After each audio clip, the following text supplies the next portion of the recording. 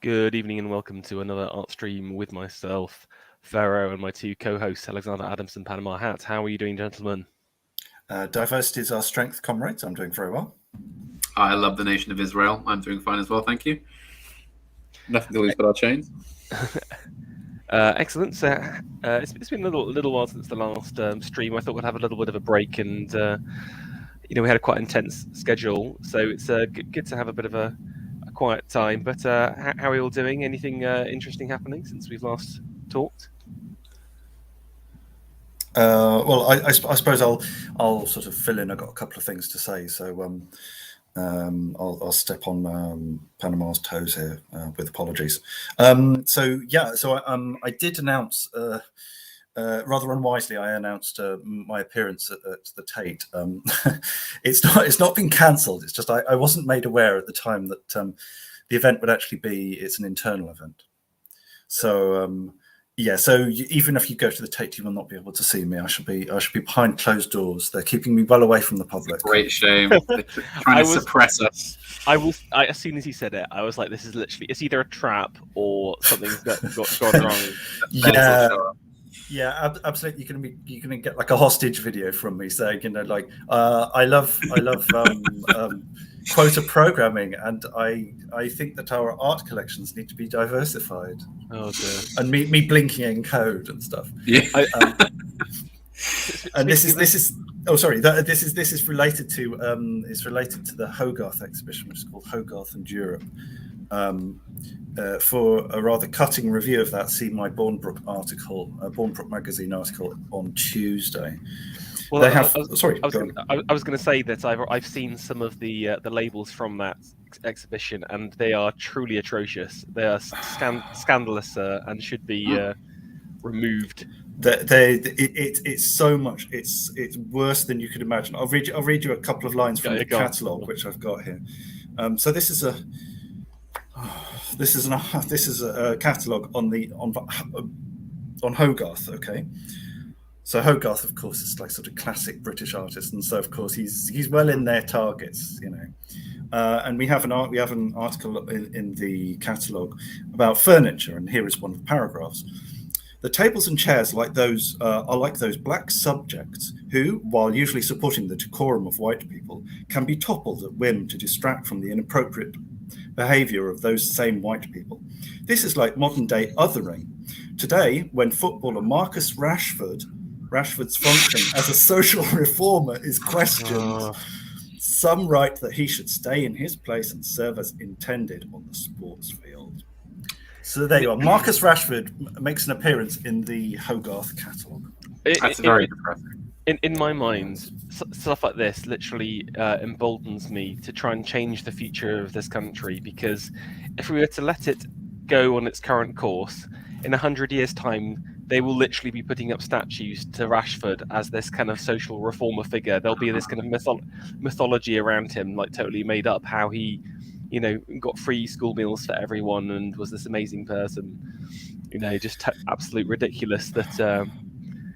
he's just such a puppet character. He's just obviously been hand selected by various NGOs to push messages. So this is the really bad thing I find with this, is that you can always tell they're so cherry picked. They're so astroturfed. These people have been groomed from like day one to be the spokespeople of the regime. Terrible. Yeah. And anyway, so see my review coming out on Tuesday. I'm not impressed, so I should be having a few choice words with the Marxist curator. Sadly, it will be behind closed doors. Are you dropping the review before or after you do your talk? I'm doing it before. I'm just hoping that no one who's organising the event is going to be looking at the review, because my invitation may be cancelled at very short notice. No, I applaud that, sir. I think that is, you want to just be upfront about it and just go in there with your head held high, totally slagging off their event. Yeah. That's the Chad move. This is coinciding with my article, my latest article in the Jackdaw, please subscribe for the print version, in which is an article in which I said that we should boycott the Tate and treat it as though it had used up all its legitimacy. So there I am, appearing merely a week after having published that. So clear them out. Clear them out. Yes. Yeah. So I would recommend people to subscribe to the Jackdaw, because that's I think it's the first published statement of sort of like a dissident, reactionary sort of call for parallel institutions or parallel activity. So if you subscribe to the Jackdaw, and your first issue will contain that article. Wonderful. Anything else, or shall I pass over to panel? I've got something else to announce, but that's right at the end. Okay, wonderful. Mr. Hart, what have you been working away on? I saw you have the new Substack. That's pretty big news. Yes, I've opened a Substack where I'll be posting essays on kind of very eclectic topics that I like to write about, because I do like to write very widely, and my YouTube channel is quite a narrow focus in some respects. Other than that, nothing too interesting. I've been extremely busy working on various things in my personal life, and also away behind the scenes, stuff that will not be seen for some time, I don't think. Output has been a bit slow, but I have 2 videos coming out next week. That will be on the life of Dr. Johnson. Basically, other than that, watch this space. The poetry book I brought out at Christmas is still available on Amazon. When I publish more on there, I will let everyone know. That's all I have for now. Okay, wonderful. So, just in terms of today, we're going to be looking at art and anatomy, and the original concept came from Alexander. He came up to me and said, "I've got this great idea. Do you want to maybe just do a bit of an introduction to kind of like why you think it's interesting, the kind of value that it adds, and we can go from there." Yeah, thanks. So basically, what happened was I received a book for review, which is called Flesh and Bones: The Art of Anatomy, which is a current exhibition open at the Getty Museum in Los Angeles.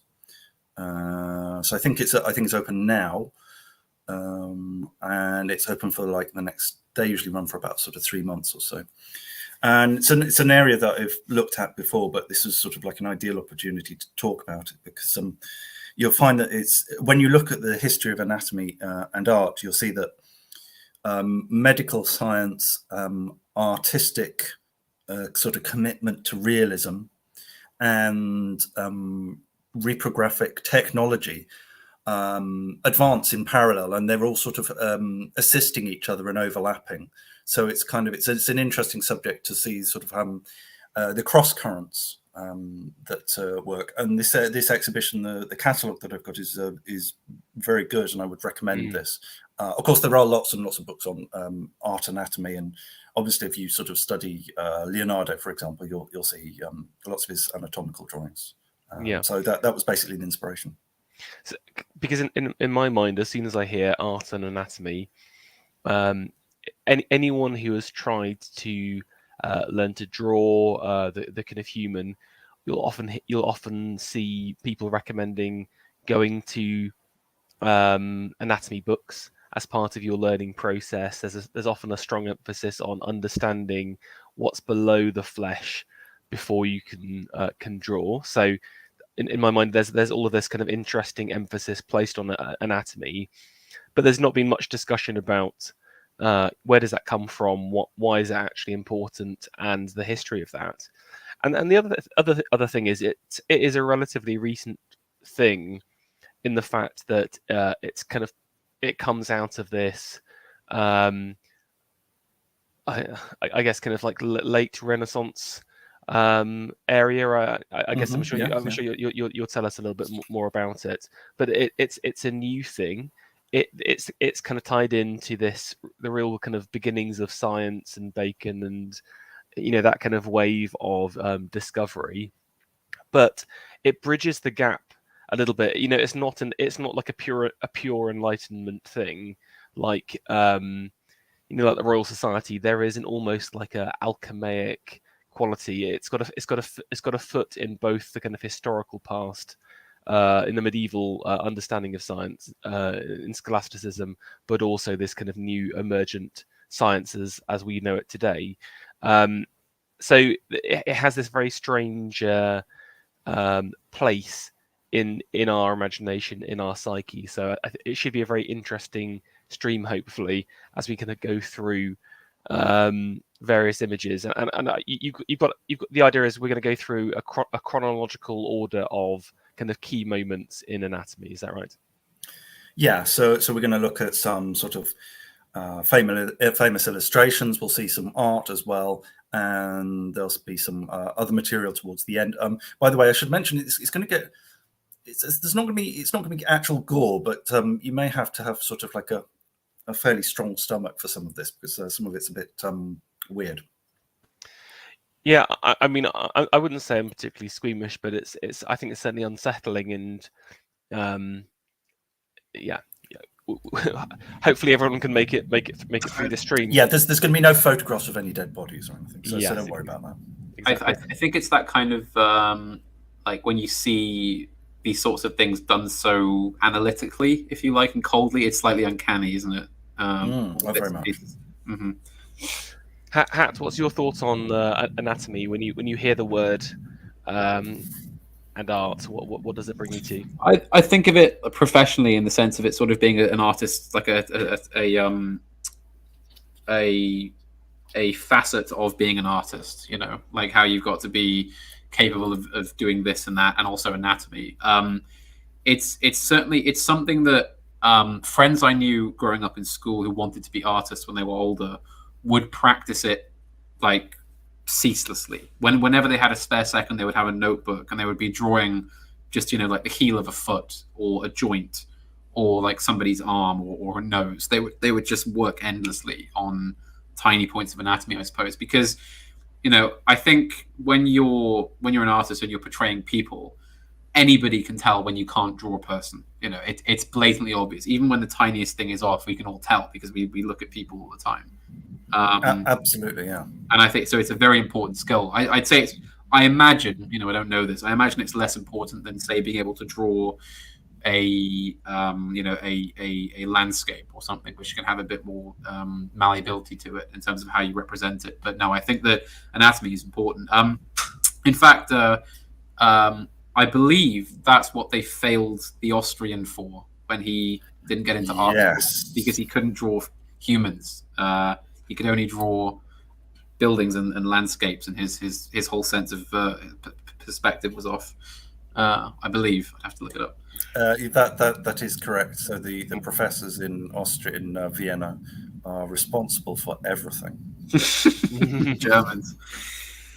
One last thing I do want to mention before we go into them is, again, the idea of chasing perfection through analysis. And there's some really interesting illustrations of this, trying to find a formula for beauty. And again, I don't want to kind of steal your thunder, Alexander, but I think that's something interesting to me because it's something that's always been of interest in the human imagination. I think of Pygmalion, the sculptor trying to create the perfect woman out of clay. So again, this idea of perfection, measurement, etc. So some really interesting ideas. But let's get into the art, and I will just share my screen a second, and I can take us through the first little bits here. So what are we seeing here? Okay, so what we have here is the Leiden. So this is the city in Holland, the Netherlands. So this is the Leiden Anatomy Theatre, which opened in 1594. Apparently, it was big enough to hold 200 visitors at a time. So it's and this would be a mixture of medical students, university professors, and so forth. Then you'd also have other observers. Now you're going to get like a sort of a twin. You'll see some twin strands of anatomy being both, it's being secret and dark and being banned. And anyone who's ever studied the biography of Leonardo da Vinci know, of course, that he had to study anatomy in private because it was forbidden. It was considered blasphemous because it was sort of like dissecting the work of God, and it was sort of seen as sort of contrary to religious standards of the time. But then you'll also have the idea of anatomy being as sort of like as a spectacle. So as you see here, you get people able to visit. I think you can do a close up. I think you can do you can click on that and get a So you have the idea of theatre, and of course we have the idea of an operating theatre and a lecture theatre. So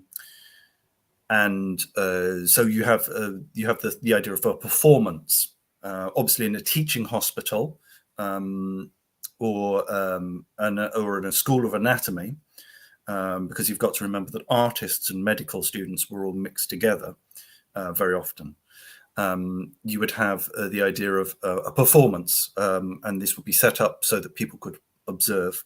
And this was also sort of like associated with the Wunderkammer, the cabinet of wonders. So you would have like skeletons, you would have preserved bodies, you would have anatomical specimens preserved in formaldehyde and stuff. Yeah, they also call it the cabinet of curiosities, don't they? Yes. Yeah. So this is just an example. So this is an engraving from this would be from sort of around sort of 1700 or so. Now I'm going to immediately put the spotlight on Panama and ask for some Latin translations here live. Oh dear. Oh no. No, okay. So if you can, something about like the first birth is death. Principiu moriendi natalis est. I could make a guess, but I would have to look that up. Especially the principiu is quite unusual. Yes, unusually tensed in case. So moriendi would obviously be death. Yes. Yeah. Natalis, as you say, I think is birth.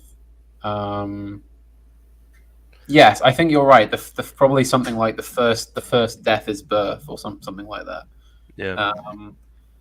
Also, because they tended to use a lot of abbreviations in Latin at this time, because of course the educated people would be able to understand that. You get used to it. It's worth mentioning that we'll see lots of illustrations from anatomy textbooks. Most of these textbooks, certainly in the sort of the 16th, 17th, and 18th century, were written in Latin, specifically so that non-educated people would not be able to understand what was going on in these illustrations. Yes. Also, because a lot of medical textbooks, I believe, contained material that was considered immoral to a general audience, so they just very much not want it read. And that's quite interesting for me, because again, this is obviously you said it was a Dutch etching, and the Dutch is really like the most liberal place in the world at this time. Would you say, it's free markets, free thinking? But these are Protestant. So they're Protestant by this stage, and they've taken a definite course. The Catholic Church had rescinded its ban on studying anatomy by this stage, I think, but it was slower than the North. Yeah, it's just interesting how like even the relatively free Dutch were like, we need to contain this knowledge. We're gonna turn it to Latin, even though they're using a vernacular Bible. So it just kind of shows how much it meant to people at the time. Not for the trucks. It's not for the trucks. Yeah, exactly. I also kind of I was mentioning about how this time period it's got a foot in the past and it's got a foot in the future as well. And so you've got, again, like you said, that format. The format of the theatre, which is so familiar to us. Again, if you've ever seen any of the Christmas lectures of the Royal Society, I always watched them growing up. But at the same time, you've got these kind of ghoulish, almost kind of demonic figures on the outside, and there's this kind of strong Gothic, like post-Gothic element going on still. Like a temple of death. Yeah, Mm. exactly, which is interesting, and we forget. We often think about the Renaissance as this kind of classical moment, but actually, Spengler talks about this. It's kind of like classicism seen through the Gothic mind. Yes. Um, um, Also, I just love this guy here, just showing off Oh the yes, skin, it's got human skin. the skin suit to a lady. It's interesting that the other ladies are there. Was that I don't know if you guys know much about that at all. Like, I presume they're allowed to observe. I think under some circumstances they were. Usually they were not medical students, and they were rarely art. The issue with women was they couldn't. They were often forbidden from going to life classes, so they couldn't study at art academies because they were forbidden to enter life rooms with undraped male models. So this meant that they wouldn't sort of basically study art at an academy. They would have to study it privately.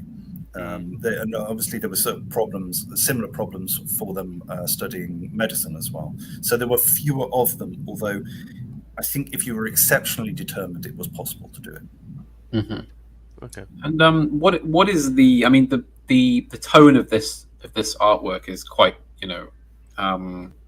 it doesn't seem entirely to be in favor of this practice. I have to say, it seems to be quite. As we pointed out, it seems to be portraying it in quite a dark light.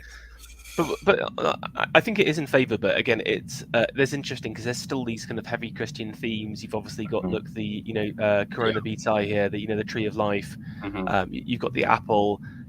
Adam and Eve were the original gardeners, and they've been turned into these skeletons here. So again, it's the Christianity still flows through it. I think what's interesting for me with etchings is they're part informational. This is about, like you said, this is kind of like going to be part of a book or whatever to explain stuff to people, but it is an aesthetic medium at the same time. It's a creative, and that's why you have these kind of fancies in there as well. So I believe this might have been included in a book called The Delights of Leiden. So this is like a sort of topographical book. It's a sort of guidebook to the sites of Leiden. Yeah, and one other thing I want to mention is around how this kind of post-medieval life, they're not afraid of death. That you've got the idea of the memento mori, remember you die. If you see a lot of medieval and also Elizabethan like jewelry and mirrors, they'll have things like half like a woman's face, and half of it's this total beauty, and then the other half is a skull.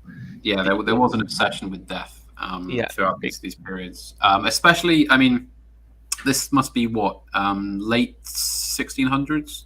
Well, I think this is around sort of 1700, 1710. I mean, that's not very long after a major outbreak of plague, which occurred in the 1660s and slightly later as well. You can always tell because the depiction of death in art is always increased by great outbreaks of plague, because of course everybody would have seen lots of people die.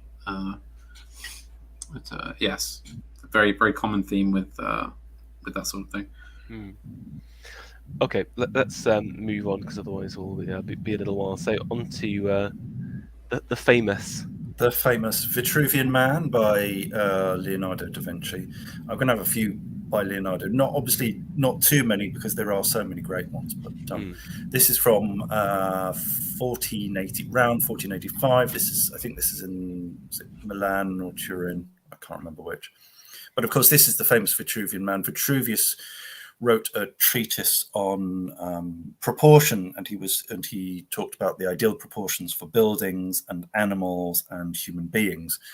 And as I think Ferro has already alluded to, we have this idea of divine proportion. So the idea of man being in God's image, he is therefore a reflection of the divine. Therefore, these proportions, in some respect, should be carried over into buildings, because because buildings are not only suitable for men, they are also reflections of the divine form, which is human. So there is this obvious correlation between animals, humans, buildings, correct proportions, and so forth. And this is something that comes up quite a lot in aesthetics, I'm currently writing the foundations of aesthetics at the moment, so yes, this is something that comes up quite a lot and will be covered in the course.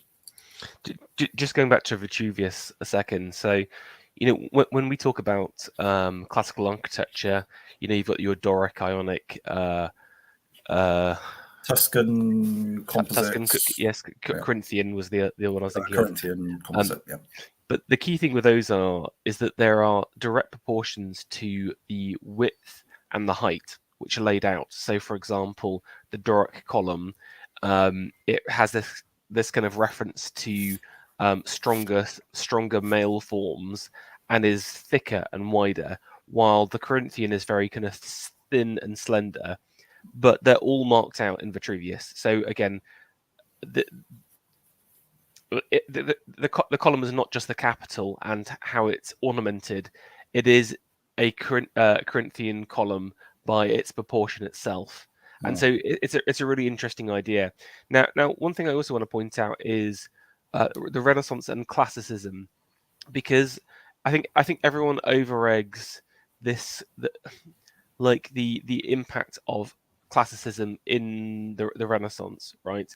The Renaissance, it's partly about the rediscovering of art forms and art mediums, but it is actually more in the aesthetics and the understanding, as opposed to just drawing classical figures. It's not the form, it's the ideas that are the really big change. And like you said, all of these books are being rediscovered and shared around and discussed, and so there's this huge emphasis on trying to create perfection. Now, I've got a counter to the Vitruvian Man, and this is stepping back maybe even 50 years, an example of the Siena school. So obviously Da Vinci's based in Florence, Milan for a while, and then France. Yeah. But Siena was one of the kind of capitals of the High Gothic art period, and this is kind of typical of the kind of images you would see. Now, what you'll see in medieval art is that there isn't any attempt to create even accurate forms. So again, if you look at the children in medieval shapes, medieval paintings, sorry, you can see. I mean, this looks like a real human that has been shrunk down in size. It's it's almost identical face shape.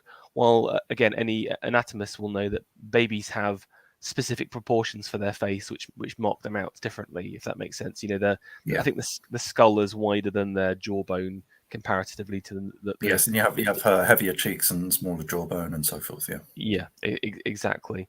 So it's interesting that within a 50-year period, it'll be from 1450 through to the kind of birth of Raphael, etc. Maybe within 100 years, there is a shift from this all the way to this as the kind of go-to form. So that's something that I always think that people forget about the Renaissance. It's as much about the aesthetic ideas, where again, fundamentally, people's understanding about the world and what beauty is has changed.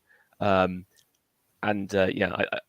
mean, it's a classic. It's a really beautiful drawing. I mean, do you want to talk about the drawing itself a second? Because this is. I think I imagine there's probably some silver point, because when Leonardo trained under Verrocchio was Andrea Verrocchio was the leading artist of the time.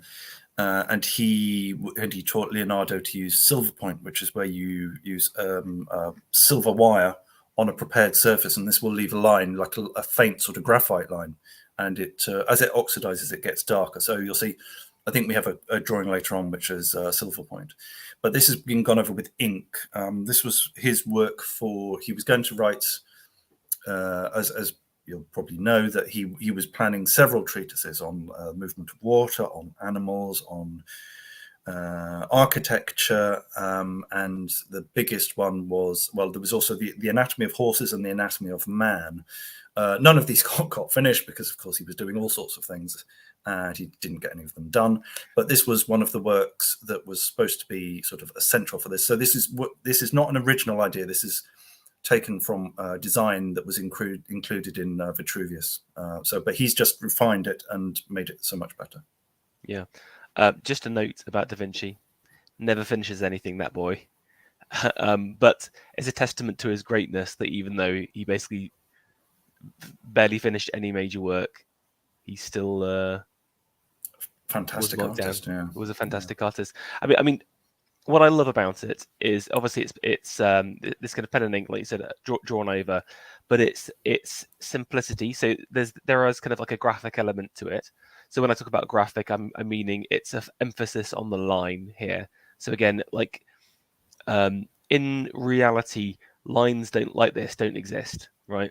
Mm-hmm. It's a kind of a bit of an abstraction, and then he's used like an ink wash, which is like a thinned out ink to kind of give a bit of a shading as part of it. But it's just so subtle. Like, I think particularly I just love the feet here again. This is like it is a perfect foot with all of the emphasis placed on the right place. And again, just this like they're almost like overemphases. You don't really see bodies like this. I think that's one of my criticisms for so again, how can I criticize Da Vinci? But what I would say about the high Renaissance is you often end up with these kind of muscly, like every surface has a bulge on it, if it makes sense, because of this overemphasis. But that's how you try and define those lines. Now again, if you go back to the Vienna school, like everything is smooth. Look at the curves. If you broke down the curves on the hand of the child here, everything's straight. While there's a real emphasis to think about every curve and counter curve. So yeah, I absolutely love this painting. But anyway, let's move on to. Well, I don't know about you, but I mean, me in Panama, we see those sorts of images every time we look in the mirror. So. Yes, indeed. We're all Chads here. Well, I was actually going to ask, do we know the process that Leonardo went through to create that piece of art, or the kind of work that he would have had to have done to bring this together as an achievement, perhaps? He's working from the original print, which is actually quite crude. It's the woodcut is quite crude, and what he's done is, I think he's just basically he's idealized and simplified it, working from his memory. He did do lots of life drawings of anatomy, mainly male anatomy. So he'd had a lot of practice in this. I think this is a synthesis. So I think this is artificial. This was done from his imagination, but drawn from his memory. Do you think the character is himself? I've heard people say that. I mean, obviously it's got similar hair. He often does idealized faces, and this has been described as there are a couple of supposed self-portraits that are relatively close to this. I know that Raphael included him in the School of Athens, and he looks quite similar to the supposed self-portraits, and this is quite close to those self-portraits as well. He was well known for having long flowing hair as well, and being extremely handsome. I mean, I always think that the face is quite severe, though. But again, Da Vinci sort of loves more of a gnarled face for his men. Raphael is always about the kind of the boyish youth or whatever. But it's interesting that in Leonardo's mind, it's like a 30-year-old maybe, as opposed to a 20-something. Yeah. Okay, Panama. This is over to you. Horses. This is perhaps one of the most accurate that I've seen of the representations we've seen on this channel.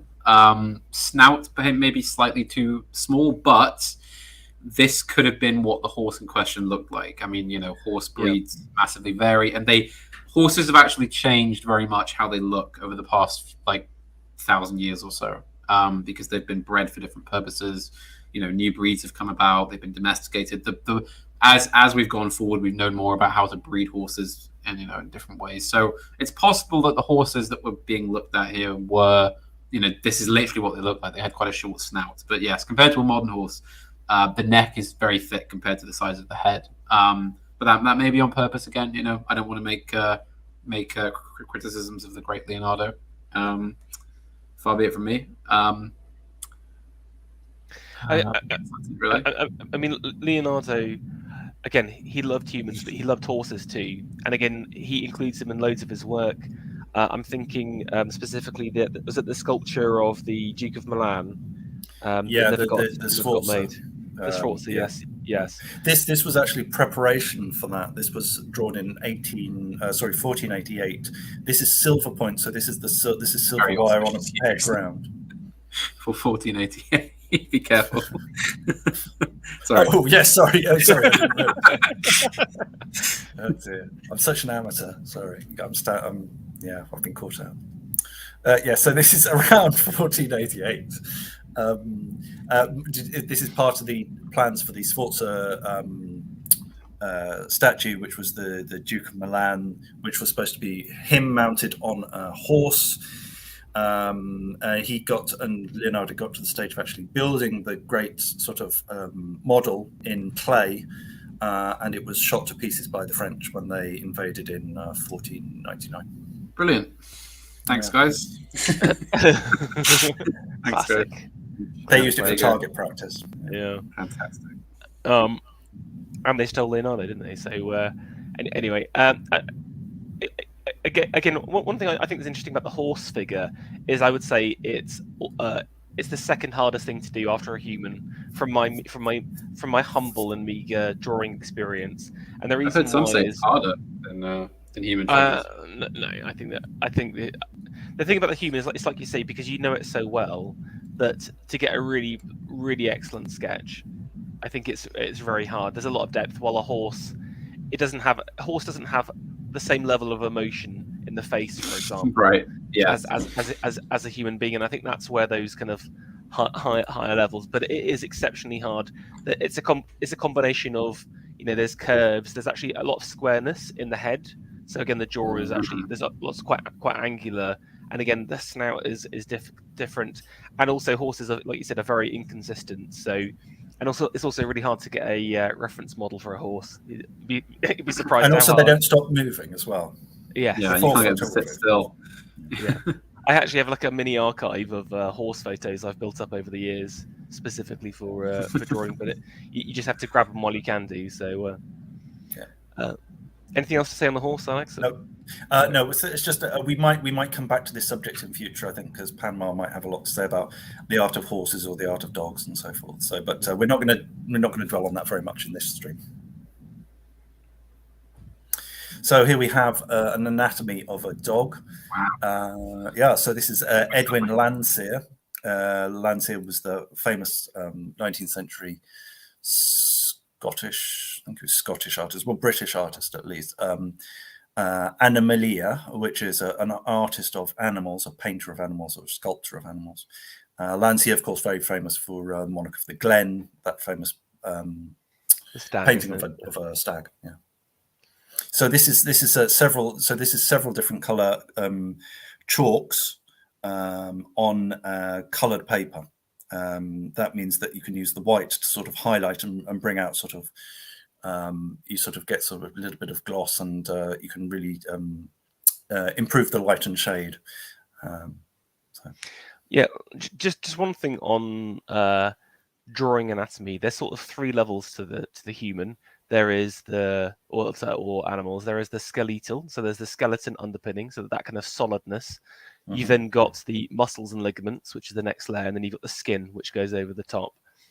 Now, why there's so much emphasis on the this middle area, the muscles, is that it's going to determine all of your shapes and curves on the actual animal itself. So if you switch across to the horse here, it's interesting how Leonardo's focused in on the front of the horse, because there's some very large muscle groupings. There's like, you can see each one of these blobs, these kind of circles with grading in.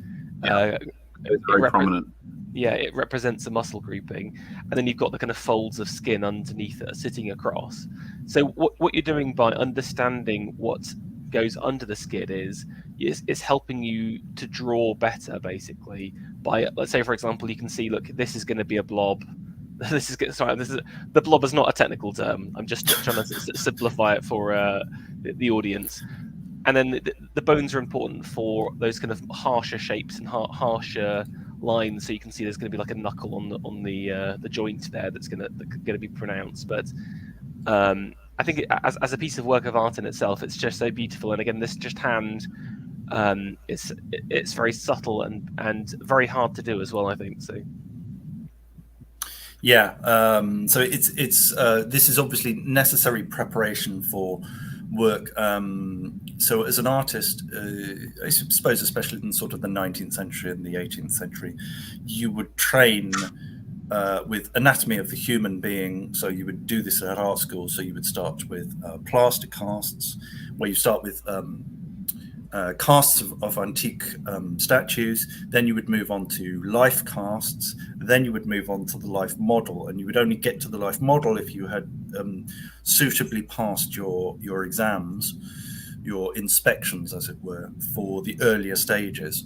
And studying animals was also sort of required and expected. Obviously, the horse was the main form of transport up until like sort of 1900 or so. So this would be a crucial part of your training. If you want to be a competent painter, you need to be able to paint horses, because horses are going to be everywhere. Hmm. And dogs obviously are quite popular as well, you know, just for like commissions and stuff. So I imagine that's the kind of the next most popular animal. Yeah, and obviously Landseer made his living out of painting and drawing. Well, painting mainly animals, and also there were also sculptors who spent their entire careers making bronze statues, usually of animals, and this was like a sort of full-time work for them. So obviously they would be specialists. And they would get access to animals. So if anyone saw the Dürer show at the National Gallery, you will have seen that he visited zoos and took particular interest in drawing things like monkeys. There's a famous one of the rhinoceros, which of course was done from a description; it wasn't actually done from life. But studying exotic animals was obviously also something that was of great interest to artists. And since you did, and before, of course, the advent of photography, you would only get to know an animal through either seeing a print of it. So this would be like an etching or an engraving or woodcut or something, or going to see an animal yourself and having time to draw them. Okay, speaking of, we've got some jurors coming up, but I think that this is another Da Vinci, isn't it? Yep. So this is just another work from Leonardo's work towards description of an anatomy. So this would be for his treatise on. It was supposed to be a treatise on proportion, but of course he got very, very interested in dissection and came to sort of study nerves. He came to study the internal organs. And so forth. And he was talking about, I mean, he got close to discovering the circulation of blood, sort of, I think it was about sort of 200 years before it was technically described. Wow. Yeah. He was as good as any anatomist in the world in the late sort of last decades of the 15th century. And he was doing a lot of this study sort of sub rosa, as it were, because he wasn't supposed to be doing this. Like it was stricter in Italy, wasn't it? It depended on your city, because obviously there were individual city states, so there wasn't like an Italian-wide ordinance, and obviously it was coming from the Pope. So, but you know, it was sort of enforced to different degrees, and obviously medical men had slightly more access to bodies, to cadavers. Artists less so. General public, of course, even less than that. Just a note on the actual text here, it looks really strange. I believe it's mirror writing, so you just have that's correct. You can read it by placing a mirror above it, and it would reveal. Yes, Leonardo did this because he was left-handed, so he would tend to write from right to left, just simply because he wouldn't smudge the ink. You'll also see a lot of the shading is it starts in the top left and goes down to the right. Because that was just like his natural way of shading. Interesting. Very famous drawing here of a fetus in the womb, dissected from a dead body. This is again from the sort of 1480s, 1490s period. And he's obviously, as an artist, he's doing things here that you don't really need. I mean, you're never going to have to paint a fetus in a womb. You're never going to have to describe like the quality of cells, the quality of ligaments, and so forth. The way the way the womb is attached to the abdomen and so forth. He was looking at all of these things and he was describing these in minute detail, even though it would be of no use to him as an artist. He was just fantastically curious about these things, and that's why he was describing them in such detail. But yeah, but this for me is what the idea of a true Renaissance man is. Not necessarily one who has many strings to his bow, but someone who has that curiosity, who's sort of almost questing for beauty in all the forms it takes. So it's very interesting how he keeps kind of like falling down these different wells and gets lost in his work. And again, just the amazing illustrations that would look totally in place in a GCSE biology book or whatever. So yeah, okay. So here is, I think this is the last one we've got from Leonardo. So this is him. So you've got the male genitals on the left. So that's the genito-urinary system. So like he was looking at looking at the bladder and the kidneys and so forth. So he was looking at all the internal organs. So here you've got the brain. He's sort of pondering the various connections, how the eyes relate to the brain. Obviously, he's sort of situating sensory perception in the brain, in the skull. So this is sort of this is quite advanced stuff for the period, and he developed new systems for illustration, like the cutaway, the sequencing and so forth. And these were completely new systems of imagery. Leonardo just invented these on the fly, just because it seemed like a sensible and logical way of explaining what he was seeing. I mean, again, if you think about the perspective for this a second, so you can see you're looking at this from above and down, but you're looking at this from below to the right as well. So it's almost like a fisheye lens. Effect that you're getting. So again, very, very novel. It's almost beyond the rediscovery of perspective that was going on. This is the kind of pushing of perspective to help with the work. So again, very, very cool. So he's got sort of like he's got sort of systematic things. It's sort of schematic layouts. He's got sort of he's got conjectural aspects. He's got shading. He's got realism. He's got he's conceptualized the illustration as well. So which is just incredible, because these things had not been done before this. Slight War of the Worlds feel to this one, isn't there? This is very much I'm guessing since these are done from life, then is there any reason as to why the brain of that figure appears so round? No, I think brain. Obviously that's not an accurate depiction of a brain. I think he was summarizing there. He did open up the skull and so forth. So he had seen these things, but here he's clearly summarized this rather than doing it actually realistically. Yeah. So also summarizing as well. So summarizing was also part of his system of imaging. Okay.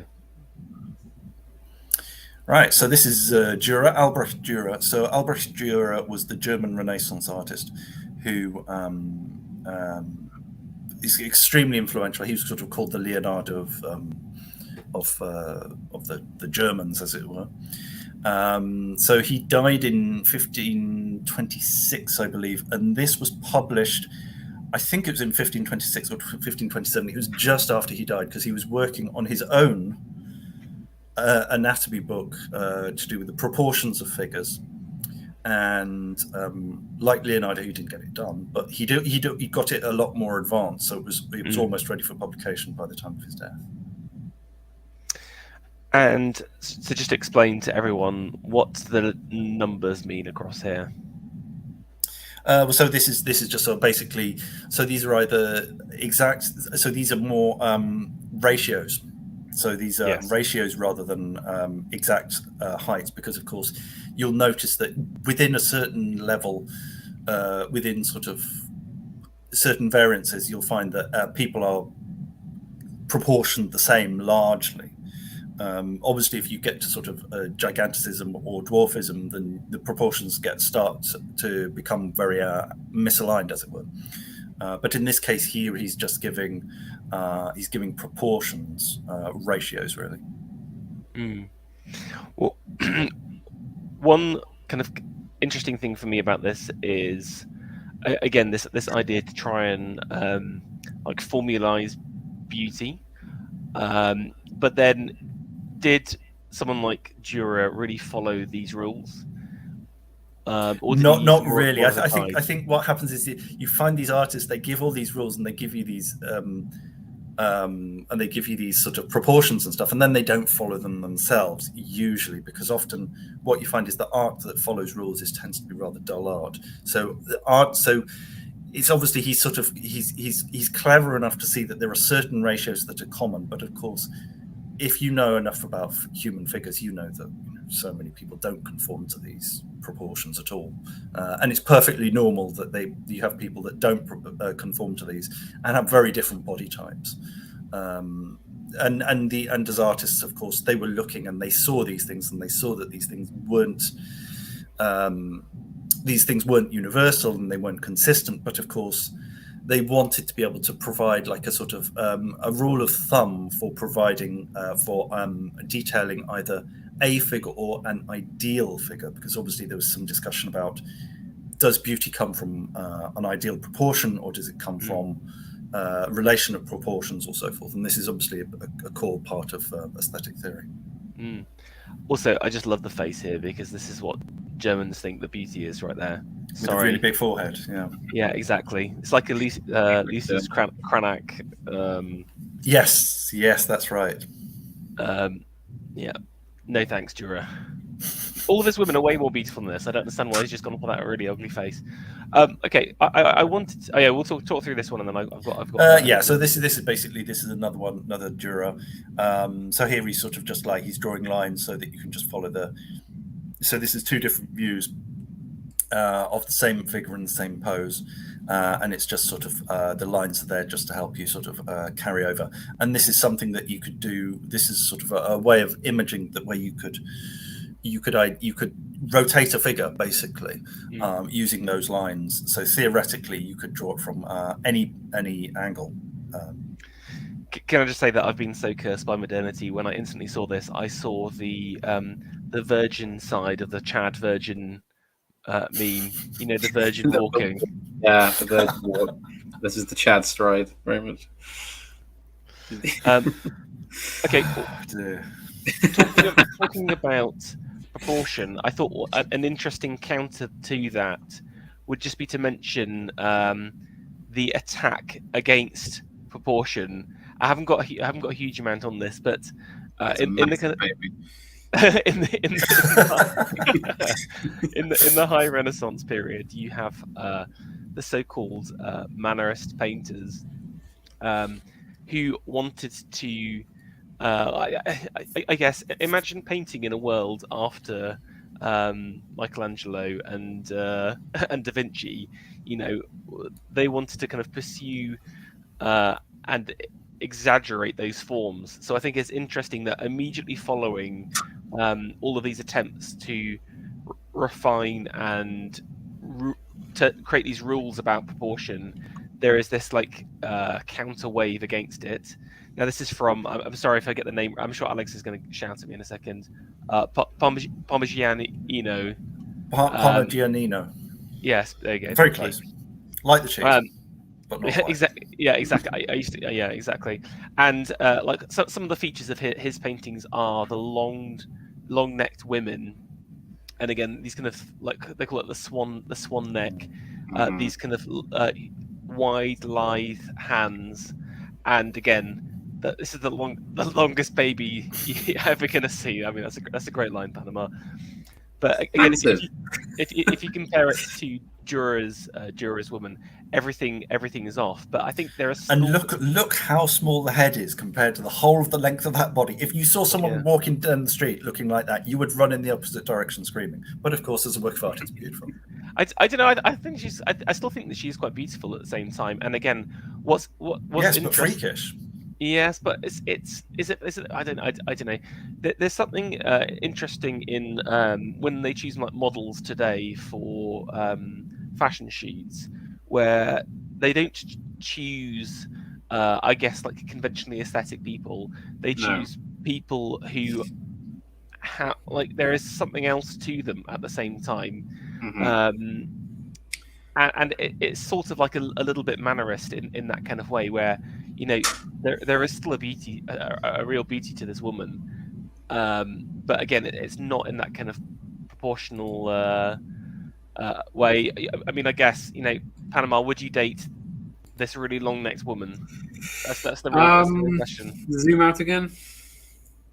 I mean, it is a little bit over the top, isn't it, that neck? I mean,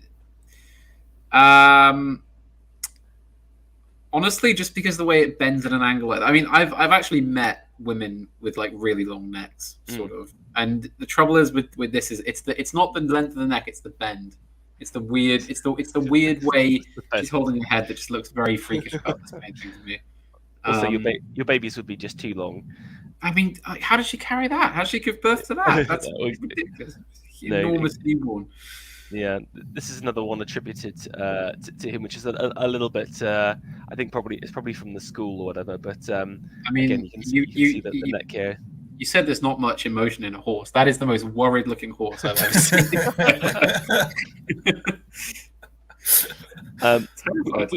We couldn't mention the Mannerist without mentioning one of my favourites, El Greco, the Renaissance modernist. I mean, just very proto-modernist.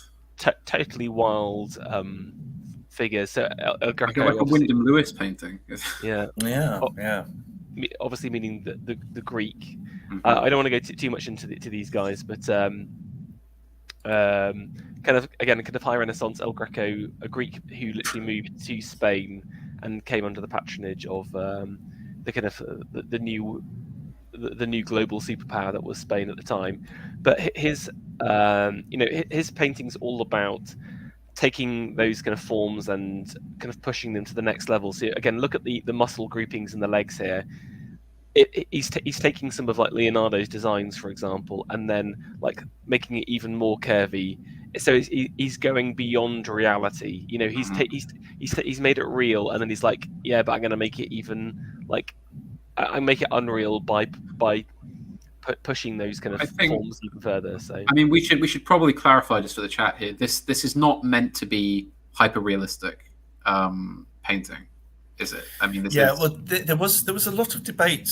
You know, like we've talked about. There's been a lot of talk about like psychologizing and stuff, but there was also a phase where, and it's still going on, where you have lots of physicians or medical people coming in and saying, well, we can explain this or that in the art due to some sort of defect in the artist or medical condition in the artist. And although there's been a couple of cases where they get things right, usually they get things wrong. And one of the things was they said, well, the reason why El Greco's figures are so elongated is because he had some sort of distortion in the lens of his eye. And that, of course, meant that everything was elongated, which of course absolute nonsense, because if you look at that hand on the top left, if his eye was distorted, then surely it would be fat.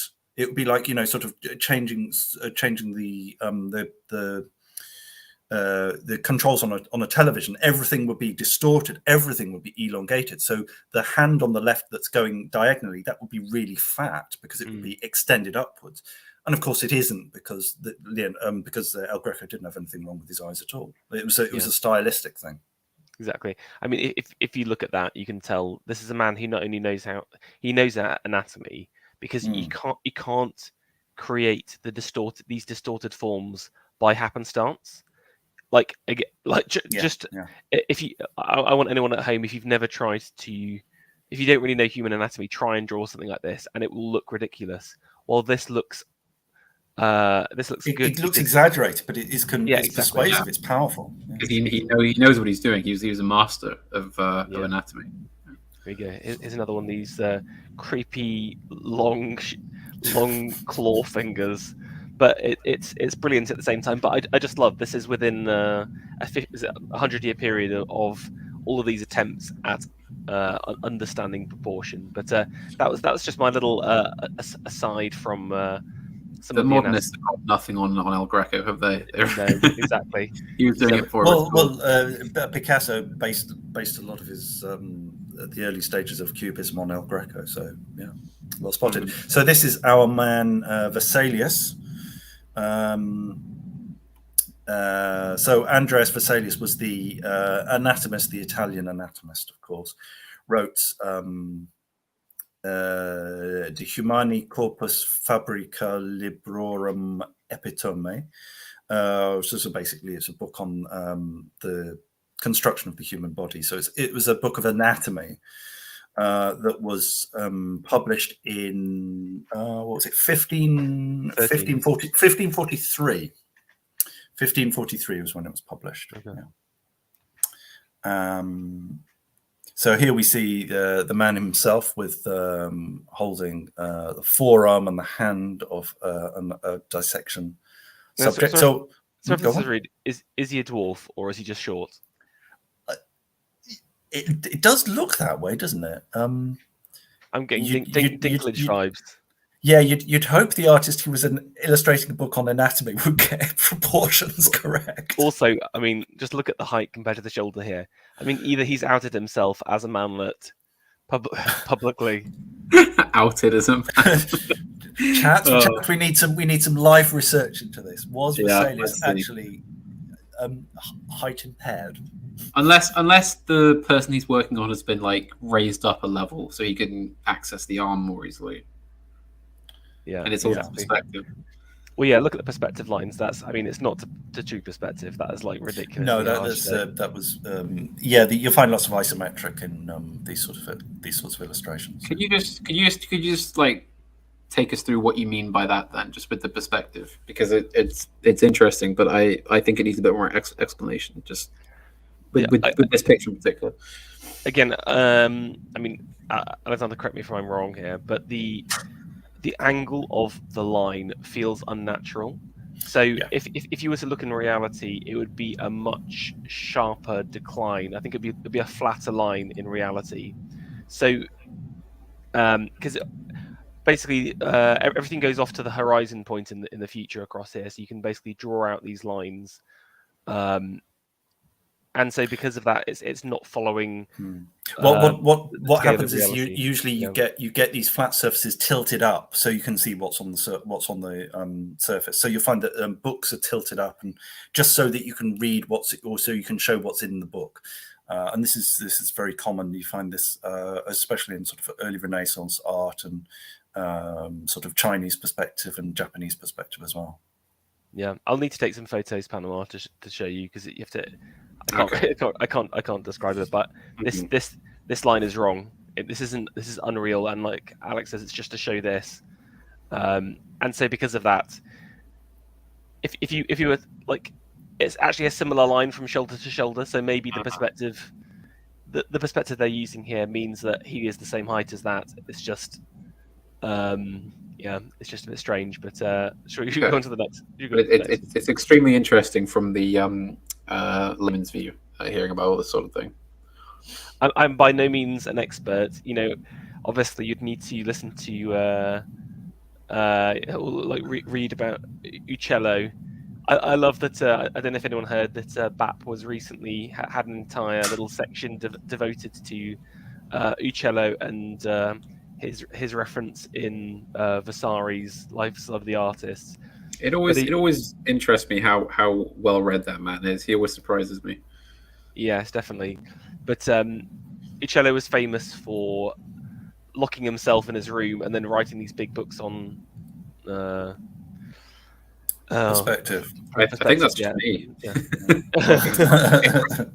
But he was criticised by Vasari for like not actually doing any work and just being this like absolute neat who had no friends basically. Even Michelangelo, who was like Sigma didn't want to energy. hang out with him. Sigma Yeah, energy. it's definitely Sigma energy, which is a He was shame because great. each has got some wonderful paintings. But sorry, let's continue on. Anything else to say on this, Alex? No, I think we better move on. So this is one of the images from Versailles. So obviously, that what's happened here is they've compressed the skeleton a bit. So this isn't actually proper proportions. So you would not get someone with their hand that goes almost down to their knee. This is an exaggeration. Yeah. So what you get in these anatomy books is you get they do sometimes compress things and alter things.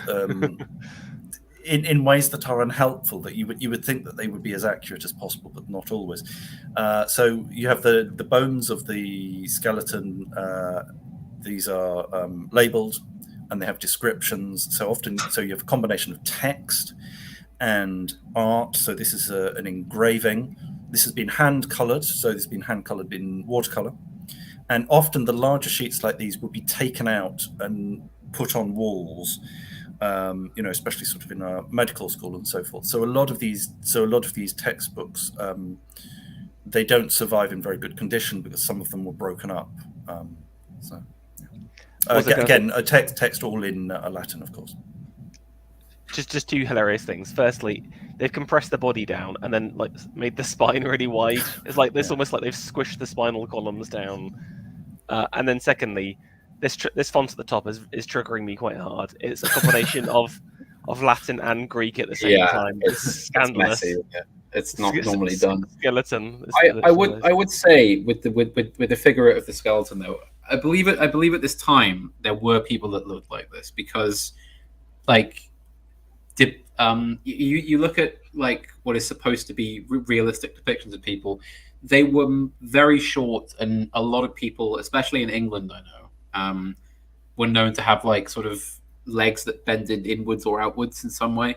It was a very common because of rickets. Yeah, that was quite a common thing. I believe that a big problem that commanders said they had in the Civil War was that most recruits just like weren't up to holding a musket or a pike, or something heavy. This is communist phrenology. That's all I'm saying. This bio-Leninism in action. Yeah, exactly. BLM supporter right there. Yeah, I do quite like this though. I think it's a very beautiful illustration. It's just a shame the perspectives. Yes, and something we'll see in some of the later images is that the art goes well beyond illustration and enters the territory of art for the sake of art. And also the accuracy is pretty good as well. I mean, by this stage, it is pretty good. They've got most of the bones right, haven't they? So very nice. It's just so this is a very famous one. You'll see this on heavy metal T-shirts worldwide. So this is of course, I mean, this has been like used on sort of album covers and so forth. Yeah. Okay. Yeah. So again, parts of the body labeled. There would have been a key on the other page, which you can't see. And so obviously this is the figure here in a landscape setting with a bit of classical architecture. So this is to sort of distinguish this from the sort of the animals. So this is man, creator of art, being anatomized in an artful way. Alas, poor Yorick. I knew him, Horatio. Very good. Yeah. I'm trying to think of a portmanteau for skeleton and Hamlet or something like that. Scamlet. Scamlet. So it's a human body, something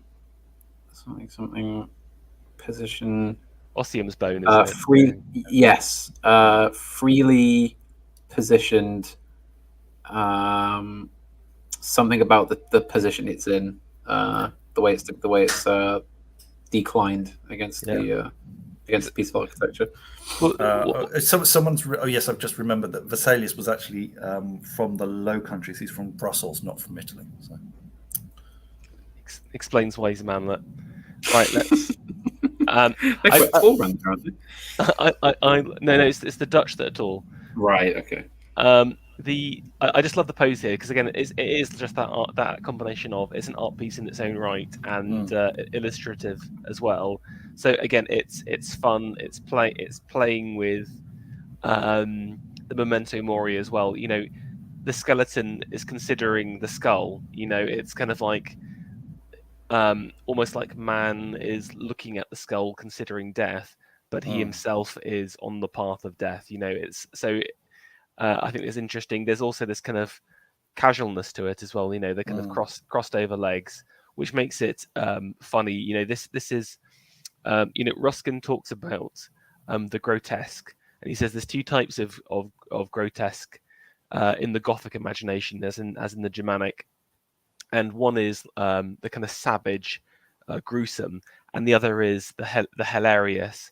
And again, if you look at medieval arts, they'll have this kind of humorous but grotesque art, and this is similar. You know, it's something horrific, the ponderance of death itself, but the skeleton is just casually leaning against the side. So there's a funniness to it. There's a humor and to also it. it's providing it's also giving you a natural pose. So an artist would be interested to see how the bones looked in a natural pose, and also it's giving you some variety. So obviously you don't want to show the sort of figures standing completely straight, because then you're not seeing very much variety. So, but if you can articulate the skeleton, you're getting to show different parts of the skeleton. No, definitely. Okay. Right. So this one is by Lucas Killian. This is an engraving from 1619. And if you go to the next image, you'll see what's going on. So it's a fold out. Oh, that's cool. So this is 1619. They're already doing fold outs. So some of the things that you'll think of as sort of like modern innovations were already going on. So you've had like your fold outs and so forth. So there, yeah, you can see where the line is, where and of course you see that the smoke artfully concealing the genitals. Yeah. I think and on the man, I think it's a flower or plant or something. So obviously there was a sort of a degree of modesty, of course. I mean, it's sort of strange kind of modesty, but so you'll see. So and what they often do is they fill up the whole of the plate, because you've got like a whole metal plate, and you fill it up with all sorts of little details. So you have, you know, internal organs, you've got bones, you've got like a cross section of the eye or something. So you're just filling up as much space as possible. So you have this contrast between the previous one where you saw like the artistry and the sort of like the beautiful composition and the architecture and so forth. And here you've got it sort of stuffed full of just sort of random details. I sort of love. I think it's meant to be a phoenix, and again, I wonder if it's reference to rebirth, and also the phoenix gives birth by setting fire to itself, and you can see it's in that process and the smokes. So again, that connection between both birth, but also, let's just say, the fiery nature of woman as well. So again, it's this is what I'm talking about, the kind of post-medieval mindset. This isn't full science yet. It has got some of those kind of elements to it, but it makes it not only amusing, but says something about the minds of the characters. You've obviously got the serpent here and the apple. So again, it's important in their minds. And you see that she's got her foot resting on a skull. So that's a skull seen from below. So you can see the teeth, the jaw, the top jaw at the bottom there, And on the other side, you have the crucifix as well. Yeah, but it's interesting. So again, they're referencing obviously the fall and then redemption. So again, you know, woman has caused the fall through the serpent and the fruit. It leads to death. But then on the other side, you've got, but through the seed of man, it's renewed through the crucifixion. So it's interesting. It's science and it's theology, and it's now I'd be interested in about the plant on this left-hand side. Why they chose that plant for? Maybe it's like the testicle plant or something. These look a bit like. Well, it could be the orchid. I mean, obviously the orchid is related to the. My mind's blanking. Yes, because it's the egg. I always thought that the orchid was more womanly, but maybe. But yeah, these I love these, and I love the fold out nature as well. That's really cool, really interesting. Yeah. So a lot of these were teaching aids, of course. So here we have the anatomy lesson of Dr. Tulp by Rembrandt, of course, very famous picture. So this is from 1632, oil on canvas. So this was obviously you had lots of professional societies, lots of professional guilds. They wanted group portraits where Rembrandt was, and that sort of Frans Hals as well. All very well known. They got lots of business through making group portraits. So you'd have people in professional organisations posing together, or actually, what would usually happen is they pose separately, and the heads would just be sort of added on. So here you have the doctor here displaying a dissection for his colleagues. And I mean, just in terms of the portrait itself, there's loads of interesting features like maybe just to kind of explain this. So this is kind of like Baroque, chiaroscuro style painting. So this is kind of like post Renaissance, really. All of the kind of the fussiness has been removed. It's all about the light and darkness. That's what the chiaroscuro means. So you've got the kind of lightness of the heads contrasting the darkness of the bodies. There's a simpleness to it as well. So again, think of kind of Caravaggio as well. All of the background's been removed. It's just about the kind of people. This corresponds to the period as well. This very much was the style, particularly in a place like Holland. The Dutch, I don't know so much in the modern day, but for many hundreds of years, the Dutch were famed for being these kind of quite dour types, very dour, quite Protestant. They very much like their black cloaks and white collars. Yeah, not anymore. I'll tell you, they like colourful clothes and LSD. So absolute decline in the Netherlands. Well, if you want to talk about decline, let's go to the next image. Okay. Well. Oh dear. What is this? This is the state of modern life. I couldn't resist. I like that this isn't even edited particularly well. Is this an artwork or something? No, it's just some sort of meme someone's knocked together. Oh, right. It's not an actual artwork. It's just, okay. I mean, it's just what came up on Google search when I was searching for the images. I just thought I'd include it. I like that in this version, the guy at the back seems to be staring directly at the viewer. And notice where he's got his scissors as well. He's just snipping off the bikini. Okay. Absolutely terrible. This is the Dutch today, of course. Yeah, how they are today. Okay. This is actually a comment. You've actually turned this meme into art by commenting on the it was intentional. Very smooth. Yes, very good. So this is the Gross Clinic. So this is Dr. Samuel Gross in 1875, painted by Thomas Eakins. Thomas Eakins, a leading American painter, actually the first great American artist. He studied with, interestingly enough, Gérôme. In Paris, our man from the Oriental streams. Yes, so he went to Paris and studied under Gérôme, and so obviously sort of picking up essentially the realism and the skills and the abilities rather than the subject itself. So obviously he wasn't an Orientalist himself; he was a realist. So he went back to America and became a leading figure in Philadelphia. He sort of basically ran the art academy there, and he got into all sorts of hijinks there. But so this is been called the first great American masterpiece. So this is a scene of an operation on a man's leg. You see the woman on the left is the mother of the subject who has been etherized on the table. Why exactly she would want to sit that close. Right there, yeah. Well, I mean, I suppose perhaps she was comforting her son as he was going under teeth, because you know this was a time when you very well might not live through operations.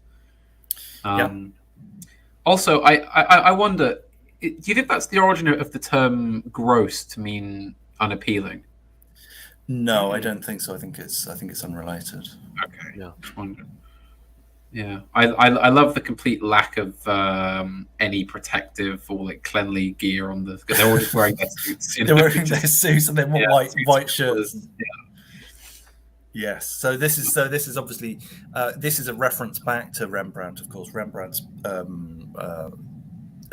example as a sort of proto-realist painter is not entirely fair, but he was held up as an example of proto-realism.